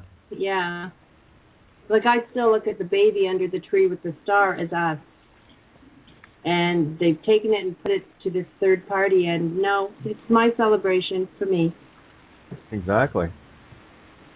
You know, and it is about getting back to our own light and not buying into this illusional one-dimension version that has been constructed around us, where our transmitters,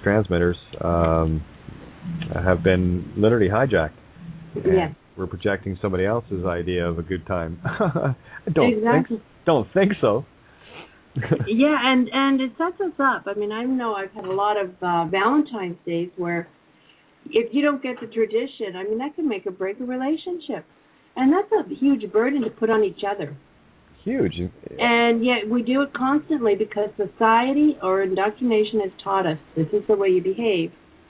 And, yeah. That's why I made a point of it that I didn't care what time of year. If I felt like picking up some flowers for someone, I would. And I've actually had the pleasure of that happening to me on occasion. So, you know, out of the blue. And that's where it really counts, you know. See, here's the thing. It's very easy to follow a regimen and follow a program and say, well, I'm giving you 12 long stem roses on Valentine's Day because I love you. No, asshole. You're giving them to her because you feel you have to, and there's an obligation there. And if you don't, your name is shit. And it is. You know? Like it really is. And I know in this household, we can give flowers any day except that day. Well, you know, yeah, that day is off limits for anything, and there's no expectations because it's an understanding. Well, exactly, you know, and again, it's how deep are you buying into the program? How controlled are you? You know, did you go out at Christmas and buy a whole bunch of stuff, or did you feel obligated at any given point to do that? And if so, then that's the program. And boy, what a program to bust, you know. And then you spend the rest of the year paying it off, mm-hmm. or avoiding predators that keep trying to call you. Exactly. And so what's the end result here?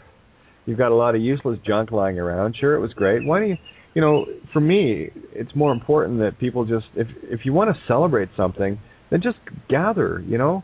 You know, everyone brings something to the table, have a beautiful, you know, couple of days together and celebrate each other. Never mind the need to go out to these shopping illnesses, malls, right? What does a lion do to you? That's right, it mauls you, all right? Mal in French, illness, sickness, okay? They call them malls for a reason, all right? So when you're going in there, whether you think it or not, those sigils are working, baby. You know? Let's go to Stone Road Mal. Yes, with our food stamps. Exactly. And our script. Yeah. You know, let's follow the script and let's buy into the illusion of being the consumer instead of the creator. You know, so and it's about changing these paradigms. It's about breaking free of these very reticent and the right in your face celebrations. You know, I look at it as, you know, cerebral shuns. Never mind celebrations, right? You're shunning everything. Again, where are you putting your energy, guys? What are you voting for? Are you voting for the Gregorian calendar? One of the biggest traps of all? And when you celebrate these things over and over and over, you're just reinforcing them. And then we ram them down our children's throats, and then they get caught in it. So you said it so well. Yeah, I think it was yesterday you said it. The ones controlling us don't have to do shit. We take care of ourselves. Yes, we do. We're the first to, condemn, judge, attack, mm-hmm. Criticize. It just keeps going. It's unfortunate. We don't support each other. Even if it's different to our road, we should cheer somebody for at least trying a different road. And we don't. We go, oh, that's not my road. Yeah. Well, you know, it's the roads that we've taken were certainly different along this yellow brick road. And I've taken a lot of strange roads, and I've made a lot of mistakes, but I think that's what has made me wiser. And I'm very wise because of the number of mistakes I've made. You know, it didn't come from doing it right. Yeah, I brag about the fact that I know what I do because I've made more mistakes than most people on the planet. You know, I've been wrong more times, and in that process, I find the truth. I'm not interested in being right or wrong. I just want to know the truth of it all. Exactly. So and gets rid of that guilt shit, right? Yeah, and everybody sees things differently, and I just, because I don't, you know, everybody around me is into celebration and these different functions. I just change them to have special meaning for me, so, you know, yeah, and I can still stay social to some extent, and it works great. It has to be done. You know, and getting back to the birthday thing, you know, that is the one day of the year that is yours.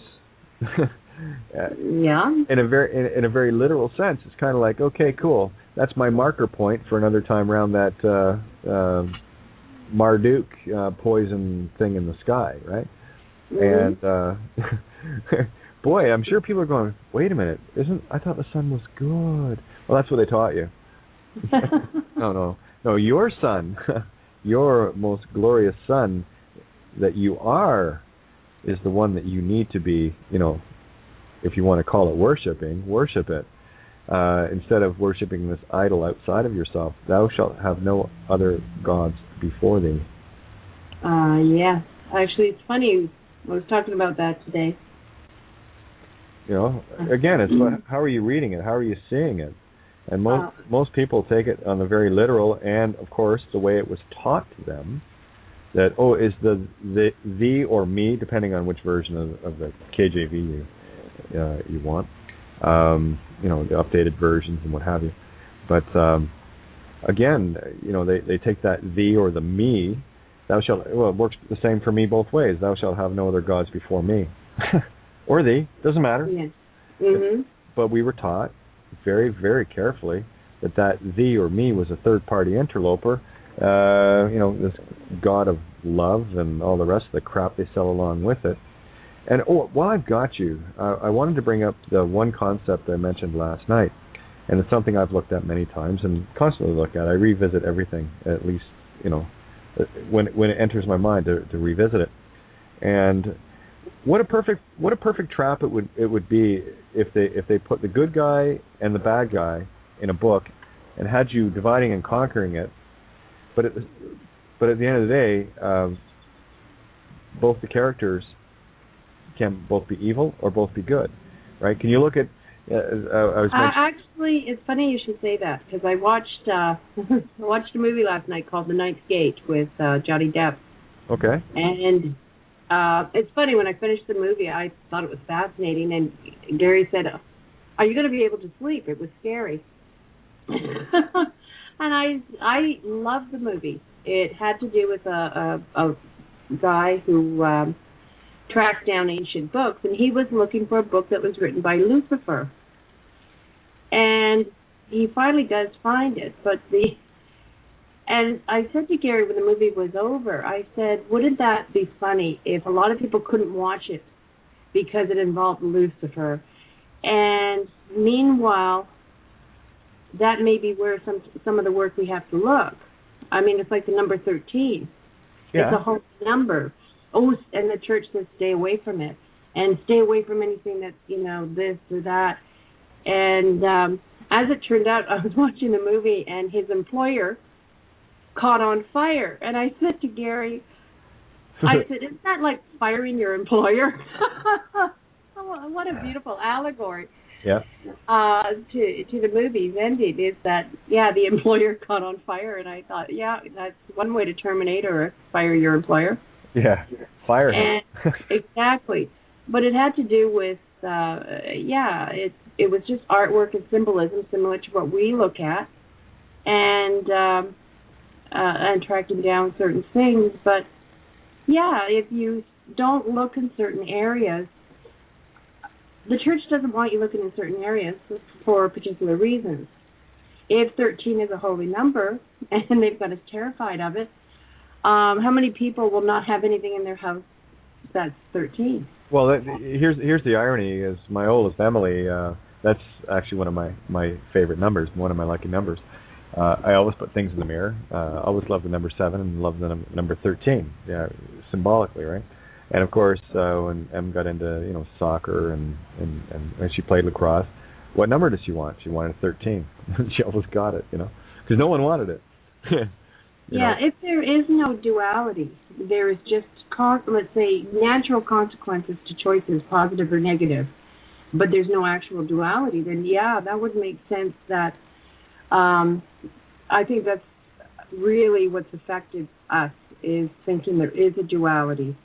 And then this judgment of, well, I'm a little bit better than you, so that makes me better.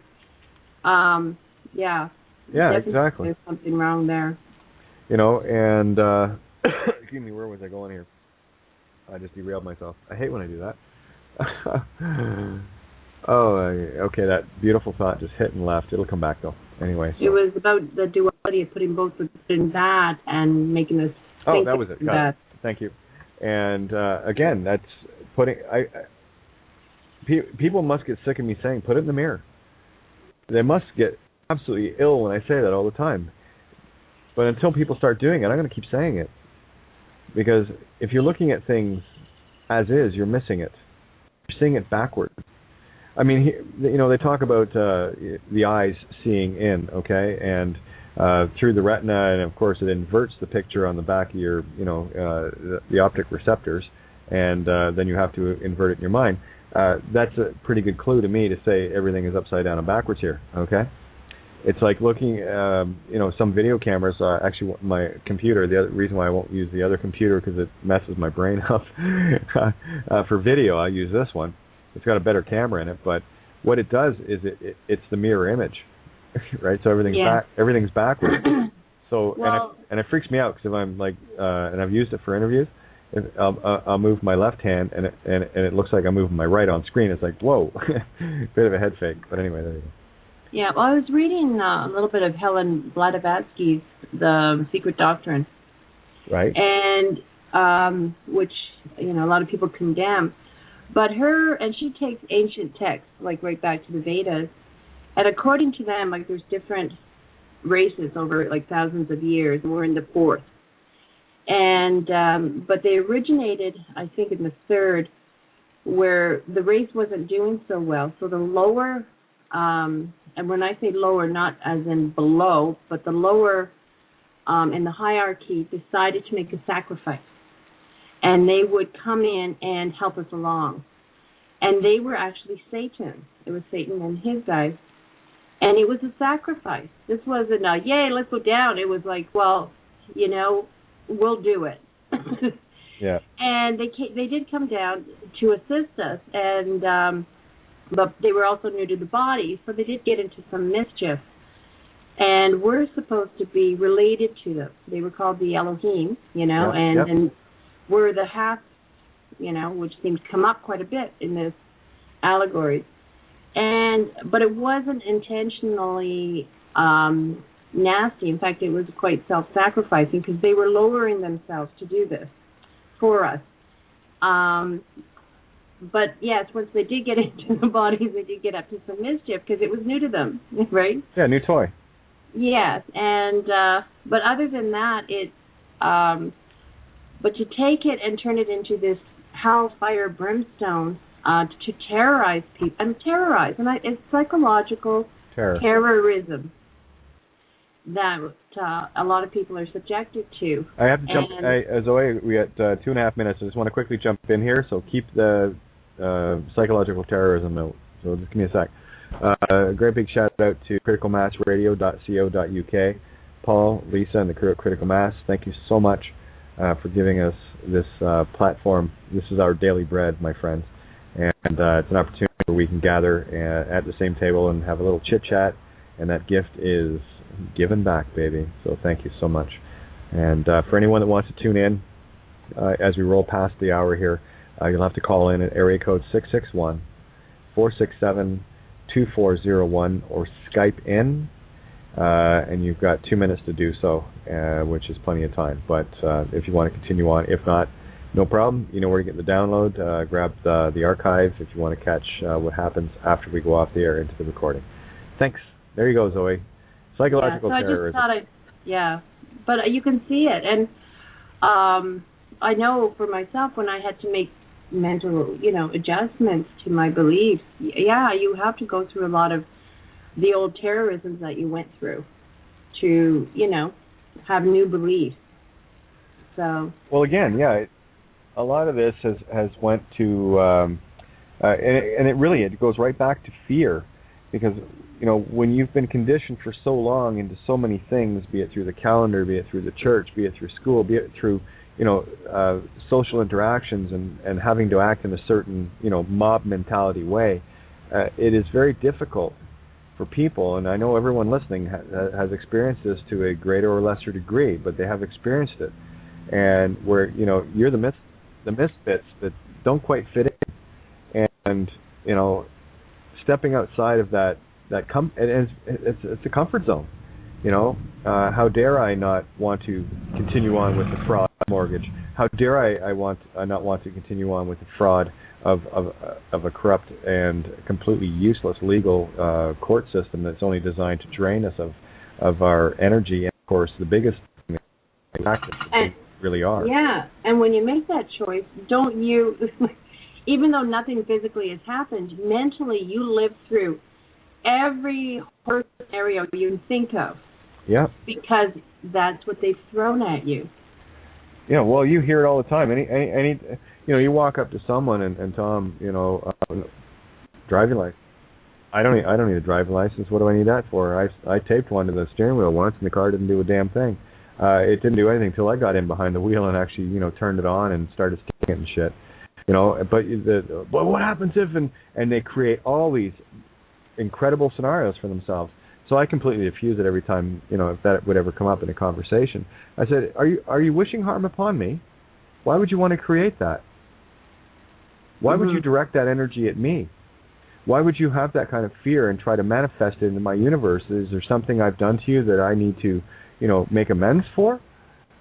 Or it's just a wishful, hateful lust of creating harm on others that you love to manifest? And that's how I hand it back to them now. If you're not helping, you're hurting. And by omission or commission of a crime, whether you're aware of it or not, doesn't matter. If you've manifested it with your thoughts, and you do, it's yours, baby. And that's just one more thing you got to sort out. Mm-hmm. I'm good. I'm doing my best to fix my system speak, as I call it. And too many. Hey, Otis. Thanks, brother. Hopefully we're still. I don't think we're on the air now. I think we're recording. There's another stalwart. Otis rocks. All of you do. Sean, Otis, everybody. I'm actually just skipping through Facebook right now just to do my little shadow bits or whatever. I like people to know that I see them, and that's important to me. But you're right. It's about breaking these programs, these so deeply ingrained beliefs that walk up to a born again Christian and tell them that their God's Satan and see what happens. Well, and as much as it is a disease. Like you can look at people and sort of see this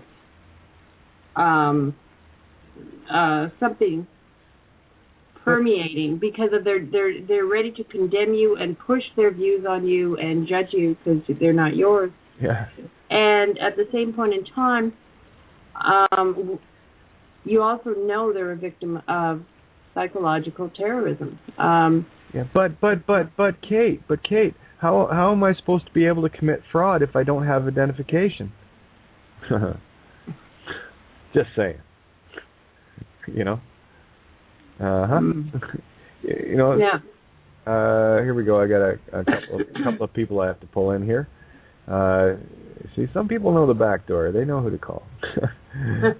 Ghostbusters. Yeah, exactly. Yeah, Mythbusters. Mythbusters, yeah. So there's one in. Now I just want to see if I've got one other to pull in. Yeah, mine's not having... Oh, yeah, I can do that, absolutely.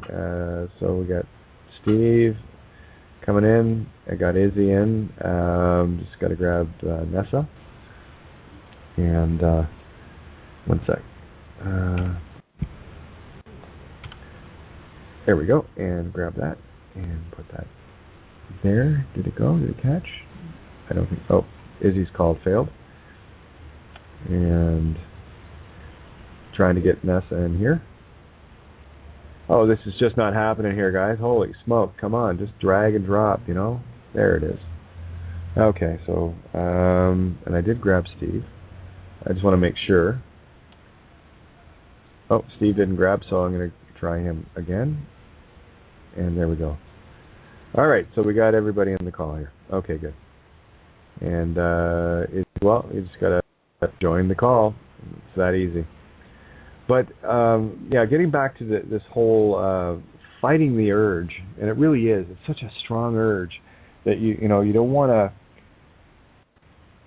come up against the system. And what I just said there is an absolute statement of truth in terms of the system. But, Kate, how am I supposed to commit fraud if I have their identification to go and get a fraudulent mortgage and a fraudulent license where I'm committing fraud because I don't have a fucking clue who I am? Well, that's your problem, okay? I've told you what it is, and it's not an easy road to take. And here's the good news: this was my road; it wasn't yours. I'm just showing you what needs to be done. If you're happy with the system, you know, grab a noose. You know, you might as well. You're hanging yourself, and it's going to drain every last penny from you. They're going to drain everything out of you that they can. That's a fact. I have a lot of compassion for people that, you know, they're really sick on the program. But I don't have a lot of compassion for stupid people. I really don't. People who get... there's a difference between somebody running a program and they've been terrorized into that program. And I've been programmed, and I can tell you, I'm sure I drove a lot of people nuts. But there is a difference between somebody who's been the victim and gone through a program and somebody who's like, just beyond wanting to think for themselves. Exactly. And them I don't have as much patience for, because they know better. They just... Well, again... There it is. That's the responsibility of being handed the truth, and you have two choices. You either stand in it or completely defy it, and you get what comes, both sides. That's how it works. And just let everybody know I'm pretty much at my limit for people that I can bring in. Not that anyone can hear me on the air right now, but it's a lot easier. This actually puts a lot of pressure on my Skype, just so you guys know that. And I don't mind bringing people in, but I'm pretty much at the limit here, and... it's all good. It's all good. All right, so I just want to make sure I got everybody that asked. Or everybody that asked that I can is in the call. Yeah, everyone's there. Speaking of which, any of you guys have any comments? Steve, Miss Hazel, Nessa, Izzy? Can you hear me? Loud and clear. Oh, you heard me laughing then? Oh, jeez. Maybe. I didn't. What's wrong with laughing? Oh, nothing. Just some of the comments that you and Zoe were making.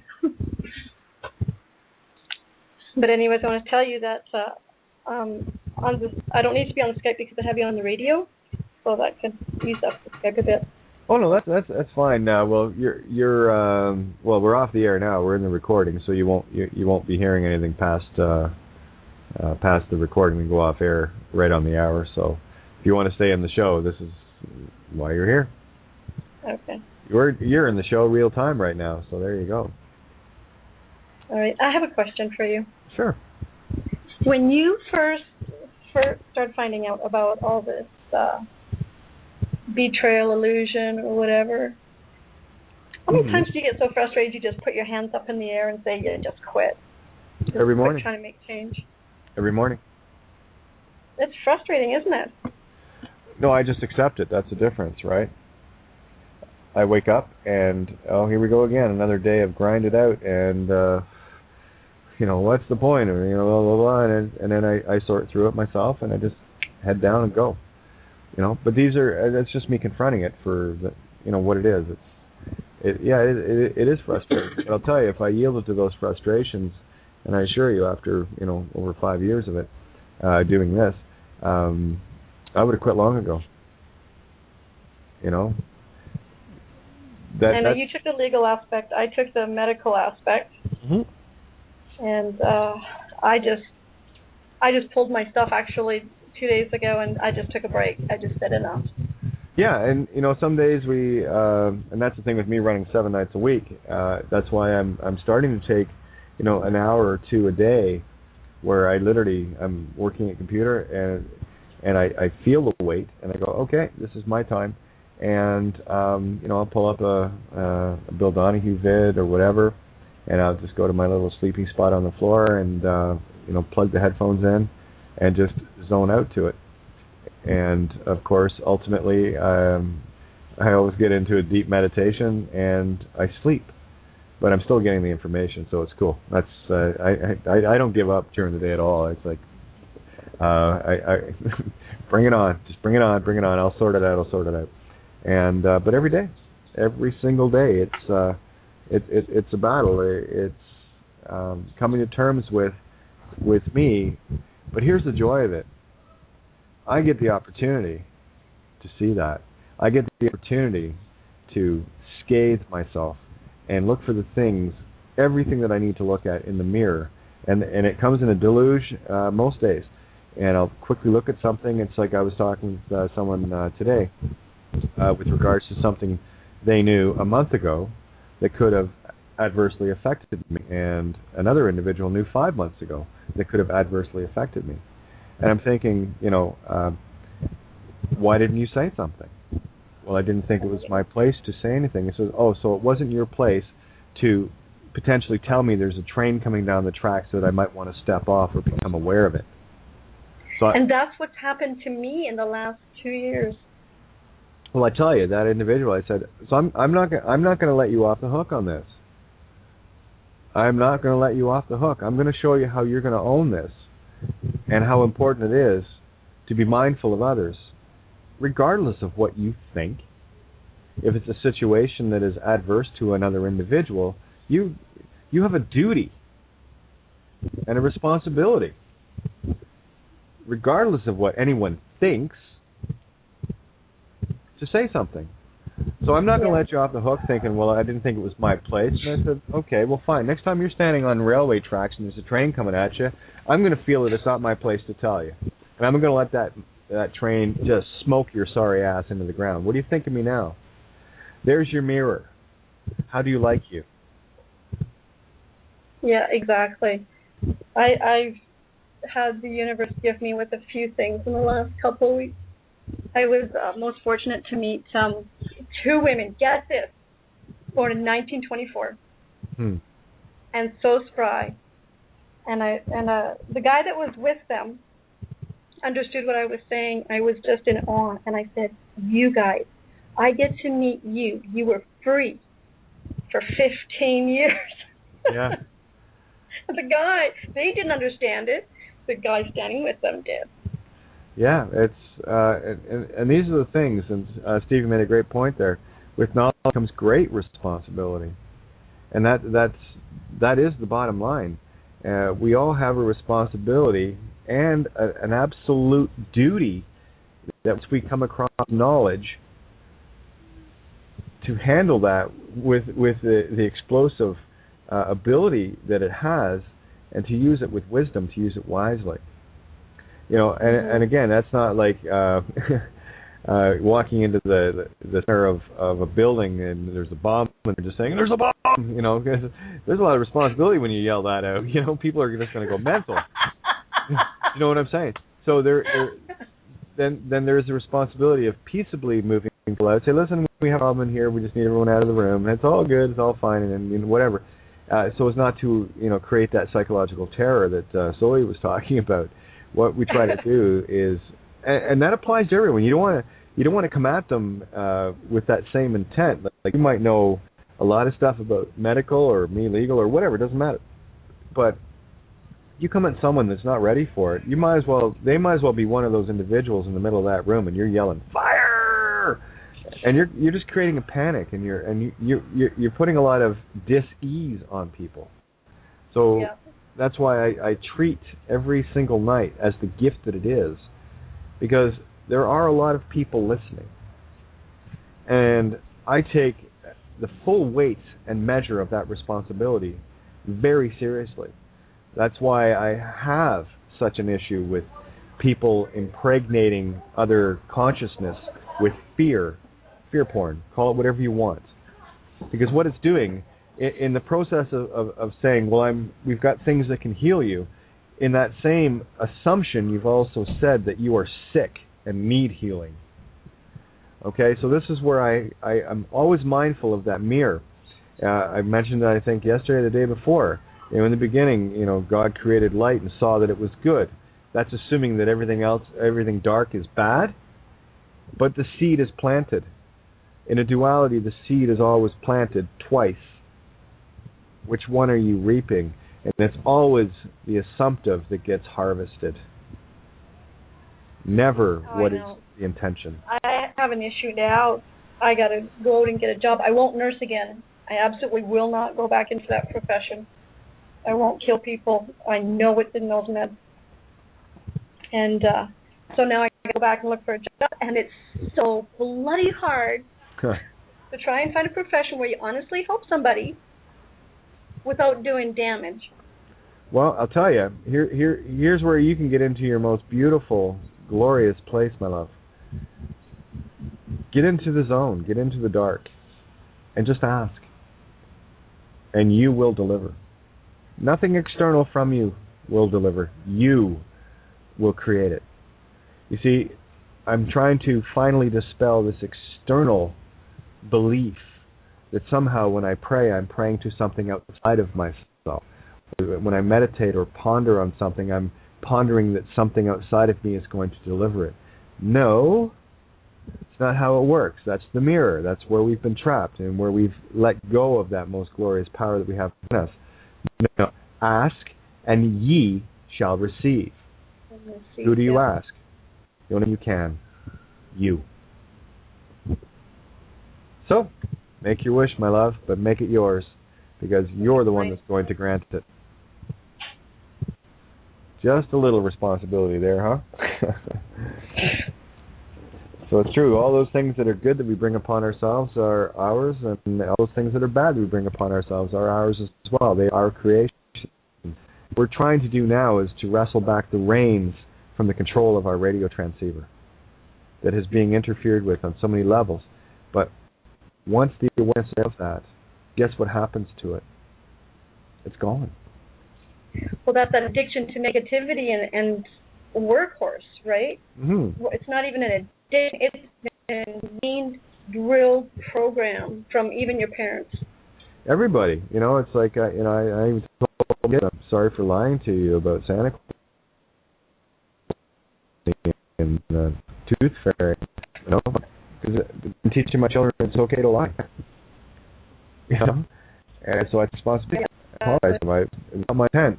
And and it keeps people, especially from the very young age, keeps them trapped in this illusion. And then, of course, when you tell them that the Tooth Fairy isn't real, that you were it and everything else, what do they stop believing in? Themselves, the magic within. We kill or the parent. And that too, but we kill that initial creative source of power, that initial magic that is within every child. We're the ones that destroy it. And I go back to what Zoe said. The system has got us so well conditioned, they don't have to do anything. We destroy ourselves. So I've just decided to stop that and bring new ideals out, things that have downloaded to me and perspectives and experience, of course, of utilizing the things that I know, that I have discovered, that I have remembered. I've reattached those things to me. The right things. Get rid of the garbage attachments and reconnect to you, the higher self. And it is a chore. It is most certainly a chore. But it's not that difficult when you finally get the idea, the truth of, that when you put your realize you onto something, and you go, it has no longer any power over you. It is literally, figuratively, allegorically, metaphorically, in every way, shape, and form, gone, because ye are gods. You're not going to create for that energy anymore that wasn't yours. It's like I brought it up in the very beginning of the show. You know, if you voted for somebody, you lose all your bitching rights. You gave your power away. Shut up. Suck it up. Move on. Maybe, you know, I tell people, if you have to vote for anybody, vote for yourself. I've elected myself God. I tried to explain that to my son, that statism is the largest religion in the whole world. Which is, sorry? Statism. Oh, yeah, absolutely. Absolutely. You know, sorry, a bunch of kids out messing around after the drum corps thing. So you might have a bit of noise in the background here. But again, we've got a lot of programs that we have to bust through. There's a lot of this going on, and it's not going to be easy for all of us. It's not going to be easy for any of us. And that's why I've always insisted, take on only that which you can handle. Do not overload yourself. Because the first thing that happens is you overload yourself and you fail. You stop moving at all. So we take the things that we can do, things that we can win at. You know, start, you know, if you want to create a rebellion, and then put a stamp on the envelope upside down. You know, and I mean that. That is rebellion. That is going against the grain. You know, dare to take your crosscut saw and rip with it. You know? Well, I actually started with the red box. There you go. And that's all it takes. And I've said it every time. It doesn't matter what you did with the red box. Your intention changed. You said, I'm done. I've had enough. I'm going to have some fun with this now. Yeah, and at the bank, I signed the letter N. Mm-hmm. Right on. They looked at me and go, what is that? I said, that's my new signature with the box. There you go. And they can't touch it, they can't use it, they can't hypothecate it. You know, I was actually going to consider just making my new name Do Not Hypothecate. And just sign that, Do Not Hypothecate. Well, that's my signature. That's my intention. Oh, shit. Bank note signed with duress because I'm afraid you'll take my things. Yeah. Yeah. Ready yet? Change your name to Do Not Commit Fraud. That's right. You know, handing it back. Just hand it back, right? So,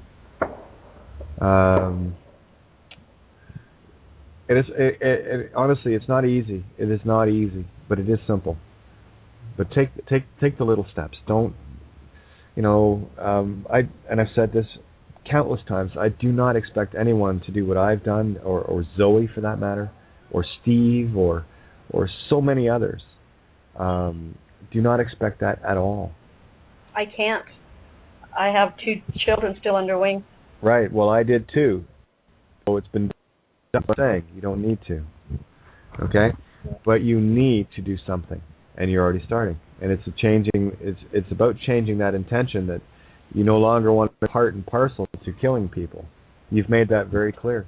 But you still have many beautiful skills that you know you have that you can utilize to help others. And that's where you get to grant your own wish. But you need to get into the arc, you need to get in that zone, and just, there's your meditation. Just, I want to be doing this, I want to be doing this, I want to be doing this. And you plant that seed into the universal fabric with your intention for you only, where none shall be harmed. It takes a little bit. Sometimes it can be instant. And sometimes it takes a bit because the whole universe has to adjust around you. That's how powerful you are. That's why I speak of you're not going to get any drive-through truth here. Don't expect this truth to manifest like a 2-minute burger at Burger Thing. Okay, ain't going to happen. You know, a good meal takes some preparation and getting things put together. That's how the universe works. If you want to sit at a feast of incredible proportions, well, it takes a little time for the universe to put that together for you. But make it known. Put your invitation out. That I've done that. You know. I teach in Safeway. I teach in Save-On. Oh, there you go. Yeah, Steve, go ahead, my friend. Yeah, I found out something new just a little while ago. I was multitasking while I was listening, and I was reading some articles. She just mentioned about children and the responsibility thereof. When it comes to the child services being able to have authority over your children, and I'm sure everybody's aware that it's been announced that many areas that you don't own your children, the state does, which is true. I found out today that legalese, or whatever you want to call it, stems from the marriage license. And there was a website. Now, I have not verified all the truth of this website, but it's absolutely true. That's one of the things that I went back to in terms of anything owned within the marriage is actually owned by the state. Correct. Right. Now, there's a website that I found that I've just started. They got some really good information. They've been around for about 20 years, and I've been trying to connect some dots with this other thing that I was telling you about I'm going through with the Sheriff's Department right now. Mm-hmm. It's called Team Law, TEAMLAW.com. If you go on there and if you go to the link that's called, I believe it's called Securing Your Family or Protecting Your Family, it goes into specific detail about the marriage license and how that gives them the authority.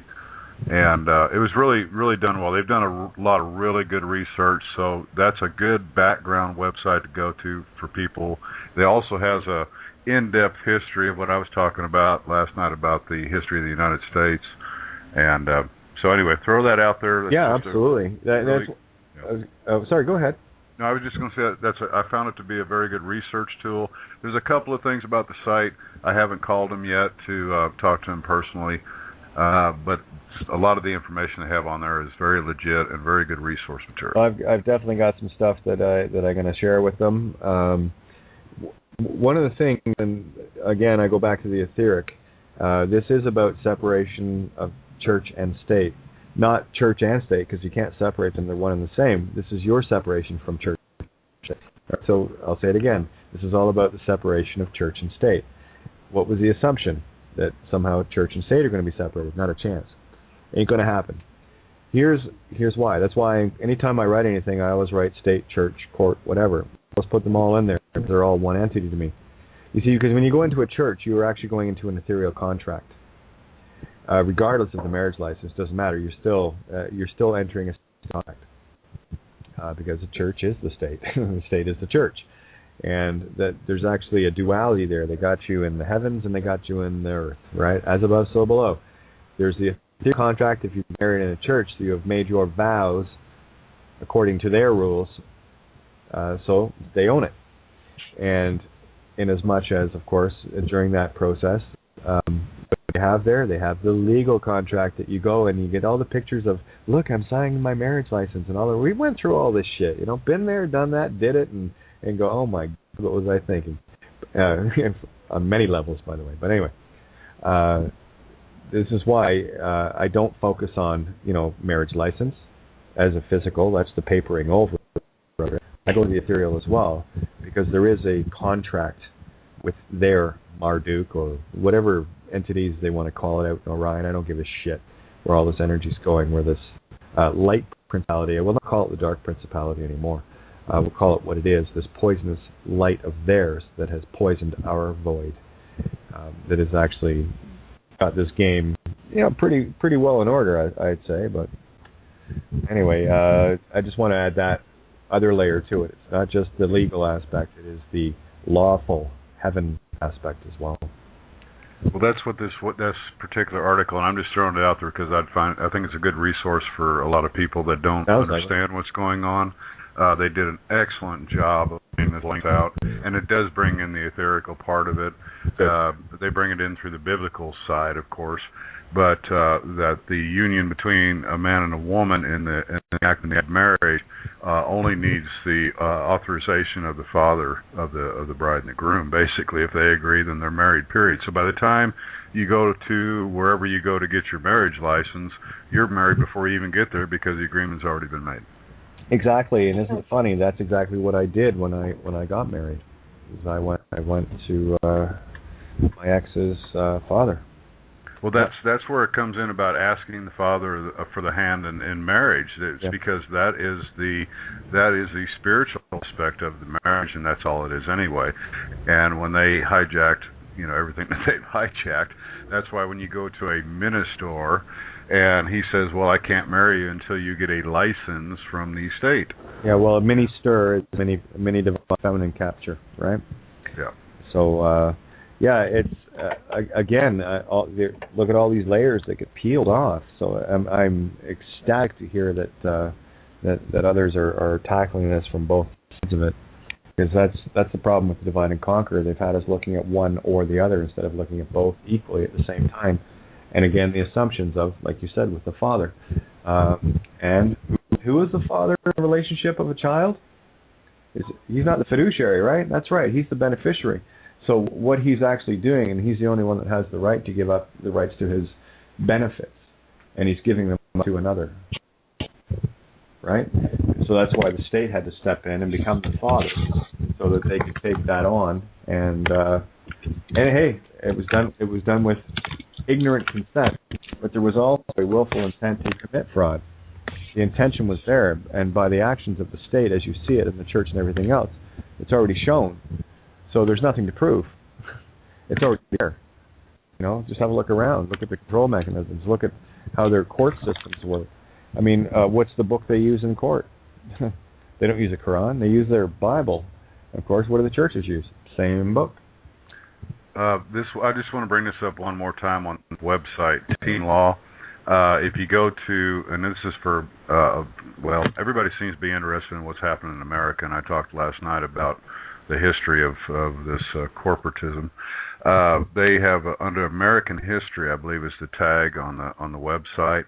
They have a detailed, very, very good information starting from the beginning in the 1700s all the way through till today of just what's happened with the two governments that we have running side by side, and how we're working very hard to get the du jour back in. It's still there. It's all in place. So anybody who's here in America who's really interested in it, go to that website. They did a great job of detailing. It's quite a lengthy read, but they did a good job. And look what's happening. We're reversing out. We're going back through the things that were already in place to find our source again. Yeah, because everything's still running right there. It's parallel. There's two you talk about parallel universes. We've got it running right here in this country, and in Australia and Canada, everywhere. The same thing. It all falls under the same crown. It all falls under the same nonsense. And what's happening now is all these once divided entities called countries are the people are uniting. Never mind the countries. We're people from all around the world. I mean. That's where the power is, anyway. Oh, exactly. I'm getting Facebook contacts from everywhere, India, you name it, everywhere. Oops, I think we might have just lost the call. 1 second. Check the studio, make sure we're still recording. Come on. I can still hear you, but I see Izzy trying to call in, and we're still rolling. Okay. Yeah, we're still rolling. Okay. All right. And, of course, Ninja, you're still there, right? Yeah, I'm still here. And Zoe and everybody. So, are we making sense, guys? I have one more thing to throw in there about American. Okay. You mentioned something about I'm a mere icon? Yeah, let me give you my breakdown on the word. am, ER, or I can. So I am or I can. Yeah, oops, hang on. My Skype's freezing up here. I'm muted. Somebody talk. I can hear you. Okay, there we go. It's showing that I'm still muted, by the way. Okay, am I muted? No, you okay, there. All right, yeah. Oh, somebody else just off again. That's what's happening is when there's issues with other calls when I'm hosting it affects me. So it gets me into a non-response. So that's why I got to be very careful with how many people I bring in. But again, this is we're finally at that beautiful place where nothing's stopping us. We know that now. We don't believe it anymore. We know it. Well, when some of my research has shown that religion, like Anglican, Catholic, whatever you want to call it, is actually just another political body. So when you think, when you do get married, you are bringing in the state through a religion, which is just a political body. There is a church, ecclesiastic jurisdiction, which you are born into. And it's actually called simony when they fraudulently get you to sign it over. It's fraud. And, but yeah, it's, a lot of people think it's a religion. Well, religion is a political body. That's why everybody was at war versus Catholic, Anglican, this, that. Yeah, it's no different than a Republican or a Democrat, or liberal or conservative, Catholic, Anglican. Yeah, and it goes right back to, of course, money. What's your denomination? Right? Yeah. Well, another thing, too, that I've noticed, and I fell into this off and on over the years with my delvings into religion and trying to figure out what the hell's going on. Yeah, when you finally see religion for what it is, I don't care what denomination you are or demonation you are. Yeah. You have a tendency, and they want you to do this as another plan, and they want you to throw the Bible out too, and say, well, then I ain't even looking at that damn. Yeah, working more. It's all set up because there is a real church that we are born into, ecclesiastic, and it is our birthright, and all we see is a smokescreen to say, oh, no, there's a religion. It's not a religion. It is a church that we are born to. And it's all set up, the smoke and mirrors, and to keep us from being able to see it.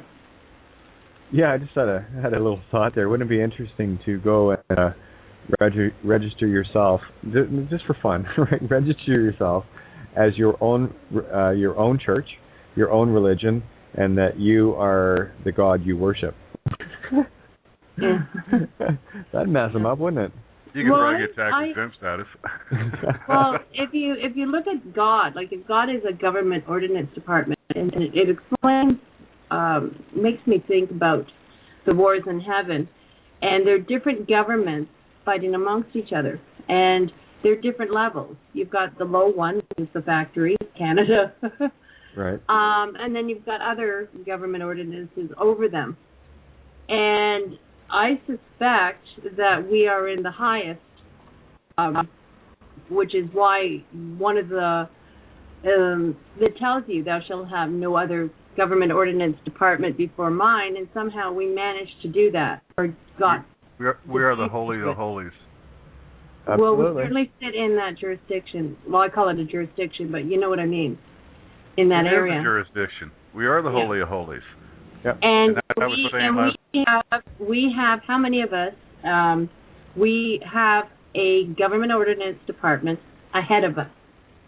And you see where I'm going? Yeah, keep going. Yeah, so this government that's claiming ownership of us is using smoke and mirrors. Even if you walk into a church and you get married, that is not a church that is not a real church. That is another political party that is in partnership with the factory. It's no different. Yep, absolutely. As above, so below. We're the holy of holies up there, and we're the holy of holies down here. That's what I was saying last night about we're talking about bloodlines. Yep. And there are different species of humans here, but we're the ones that what's happening right now, whether it's from the planets and the sun, or whether it's coming from Gaia herself, or we're fine because we're the holy of holies. See, one of the things about the human species DNA that we are is we are one of. I think Brad had mentioned it. One of only three in this entire universe, physical universe, that have the God gene, that have the ability to break the back of this game. You bet. And that's why. Well, if you understand the history of the construction of the human genome and the interferences that happen. Every human living on this planet is royalty of this universe, of the highest order. That's your holy of holies, and that's exactly why they had to take. Well, it's if you go to what was it, Tale of Two Cities. Had to read that in the 7th grade. And it was right. Where you have one false king on the throne, and the other one was thrown into prison. Yes, that's the one I'm thinking of. Yes. Okay. I want to make sure I got that right. And that's what we're dealing with here. We are. Man in the Iron Mask. That's what. Yes, there you go. Okay, sorry. Yeah. You know which one I meant. I gave you the visual, and you got it. The Marquis. Oh gosh. Marquis de. I know who you mean, but the French guy. Yeah, the French guy. What was it? Cristo. Count of Monte Cristo. Count of Monte Cristo. There you go. The Count of Monte Cristo. Yeah. So we are the man in the Iron Mask.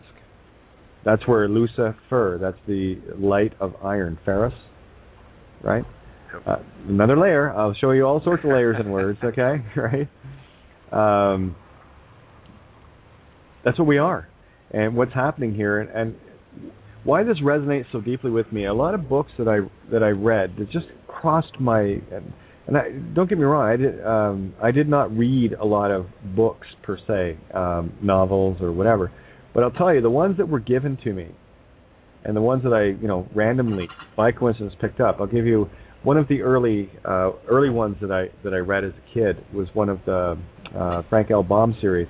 There's a lot of books regarding Oz, and one of those books, can I remember the title of it now? But anyway, had I think Jack the Pumpkinhead.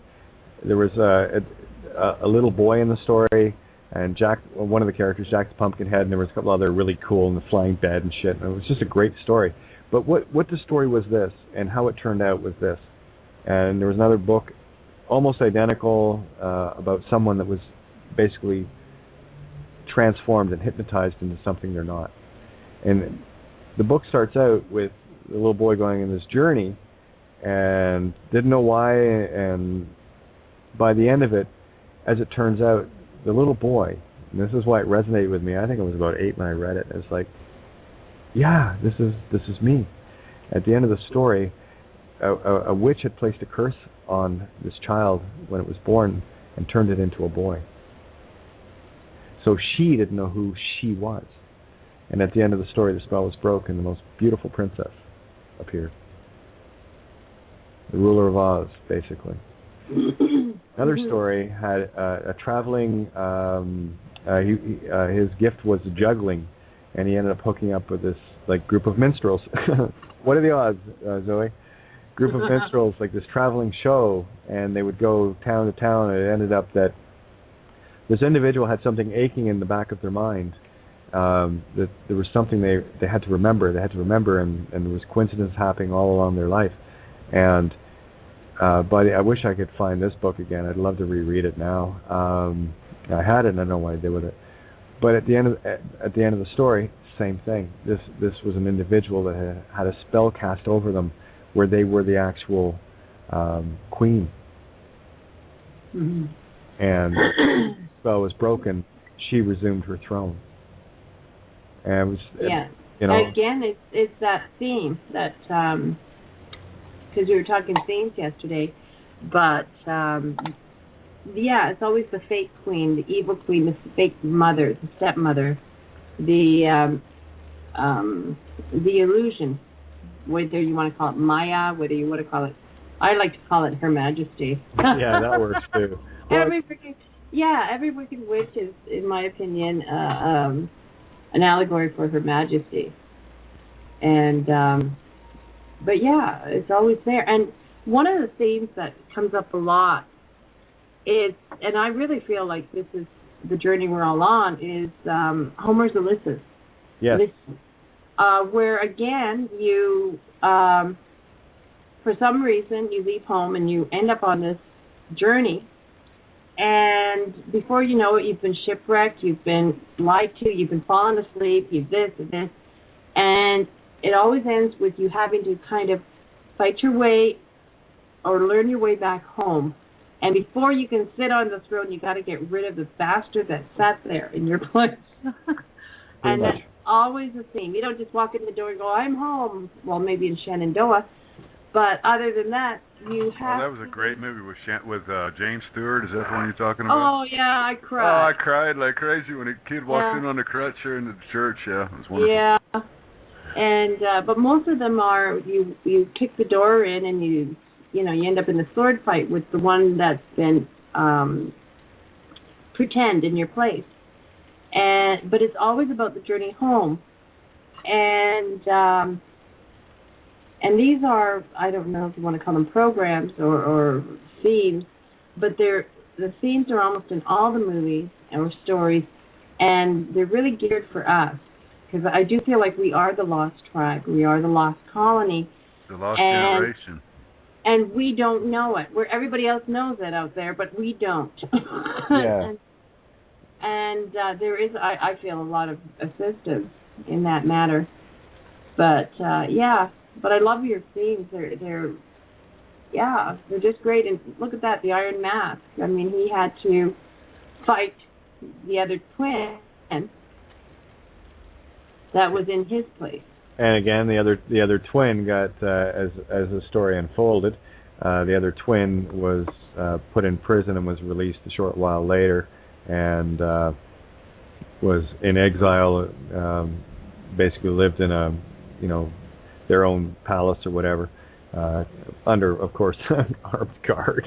But the good one actually didn't treat the evil one the same way, because all that's doing is fomenting more evil.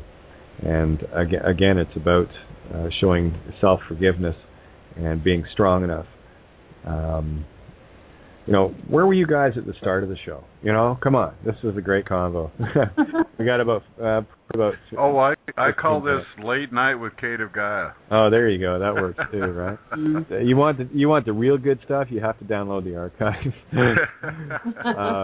Oh, by the way, since we're talking about books and how all this analogies come out, I came out of like 8, 9, 10, 11 years old reading a whole bunch of Zane Grey and Louis L'Amour. So, if you want to go into those stories, they're all about the good guy that rides out and takes care of the evil one, and, if he doesn't stay with the wonderful woman, he rides off and says he'll come back someday.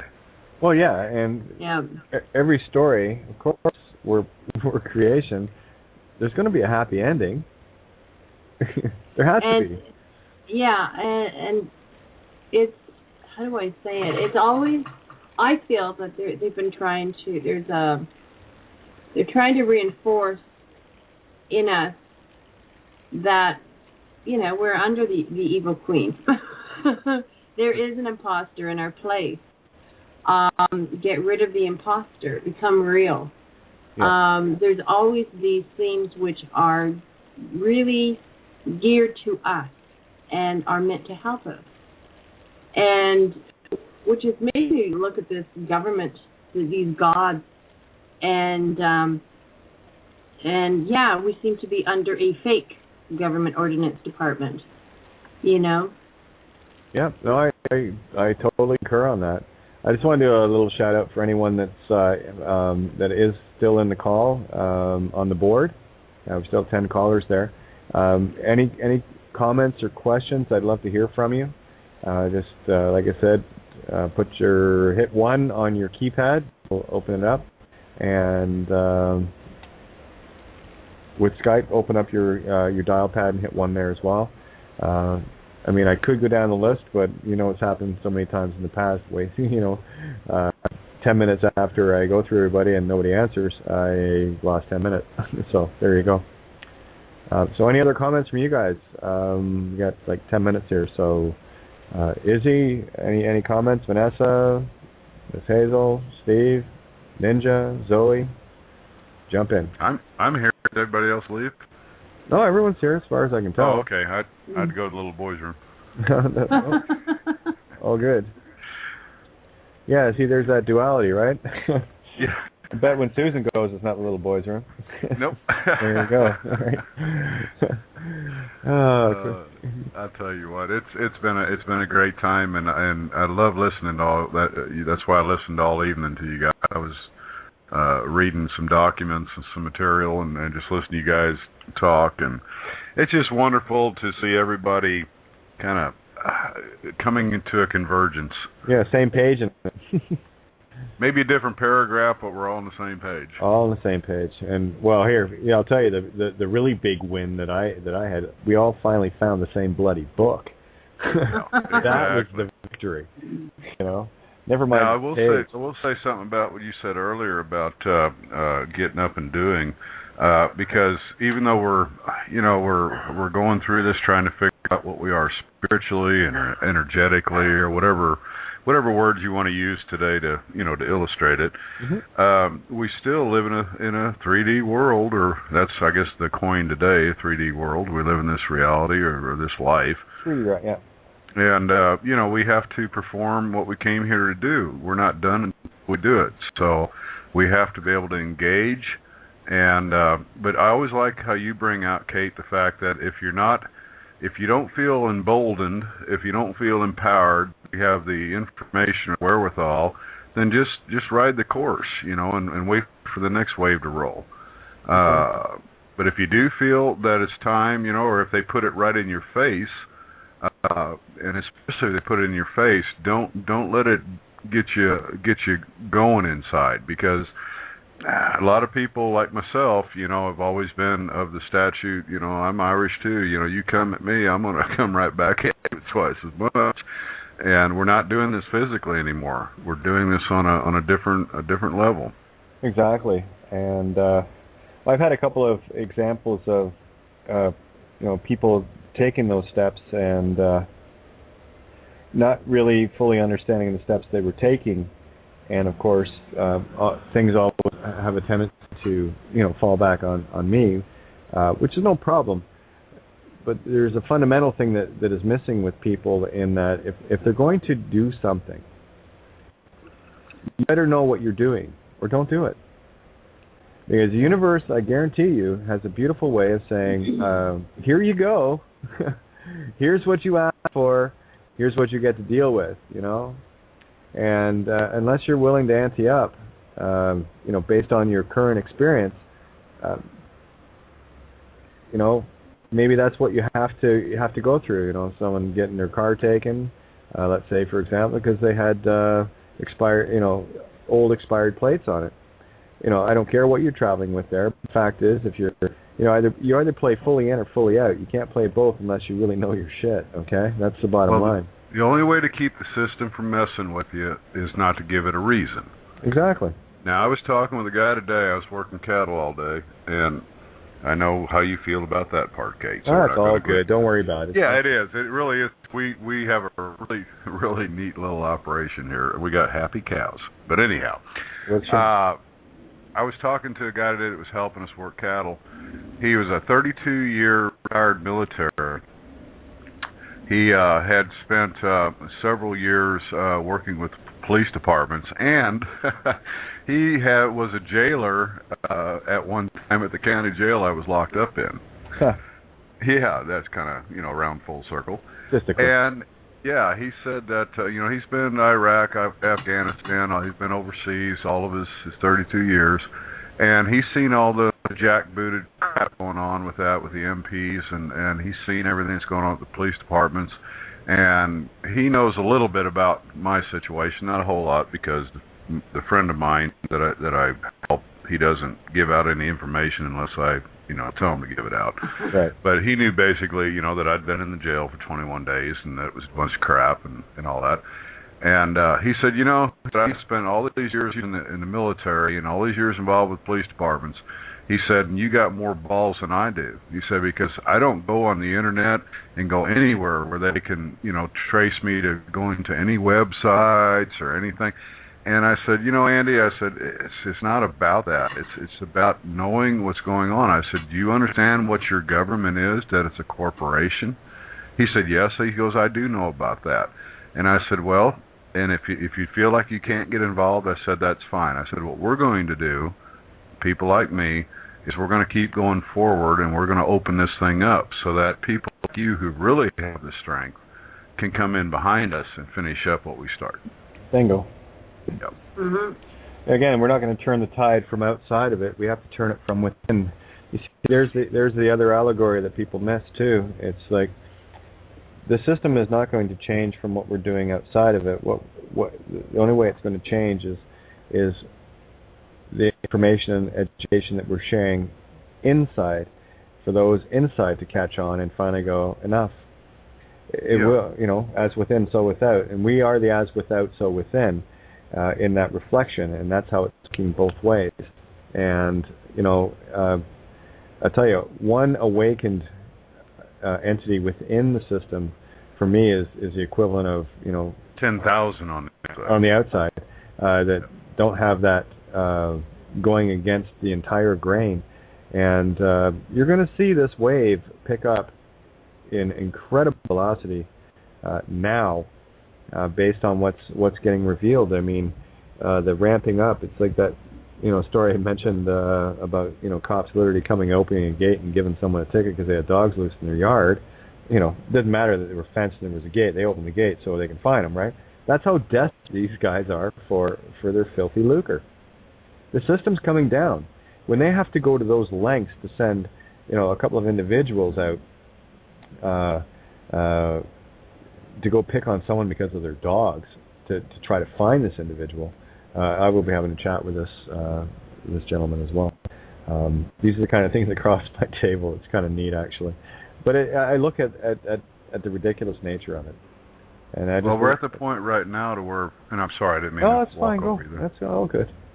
The people who are not wanting to or think they're ready to, that's fine, because you're doing the things you're supposed to do. Just send your energies our way, because there's some things there's just a few things left to get done here. There's been so much going on, and we got to go inside, like you said, and finish this thing up, and we're going to, because that's what I've been here for 55 years for. So I ain't without now. It's already done, my friend. Yeah, it is, and we're going to finish this out, and then the floodgates are open. I talk to people all the time that have all these wonderful, inventive ideas and creations and wonderful things that they want to do. But what we have to do, not all of us, but the ones that are doing it, we have to get this damn corporation out of the way so that everybody else can move forward like floodgates. We have to set the divine feminine free, and that's what we're doing. And I'm actually, on that happy note, we got about 4 minutes.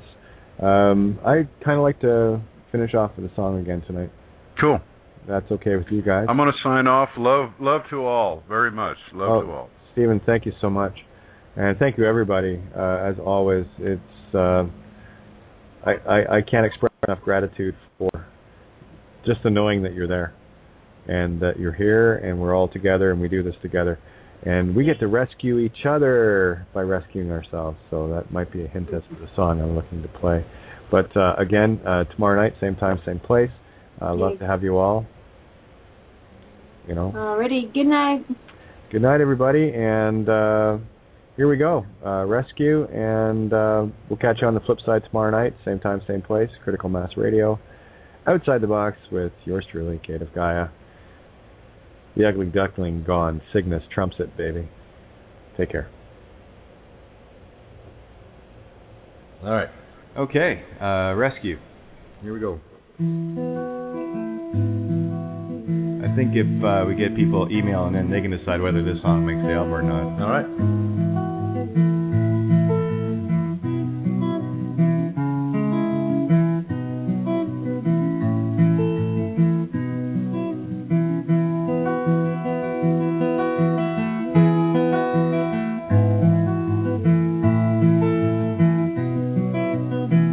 Take my hand, rest your weary heart a moment.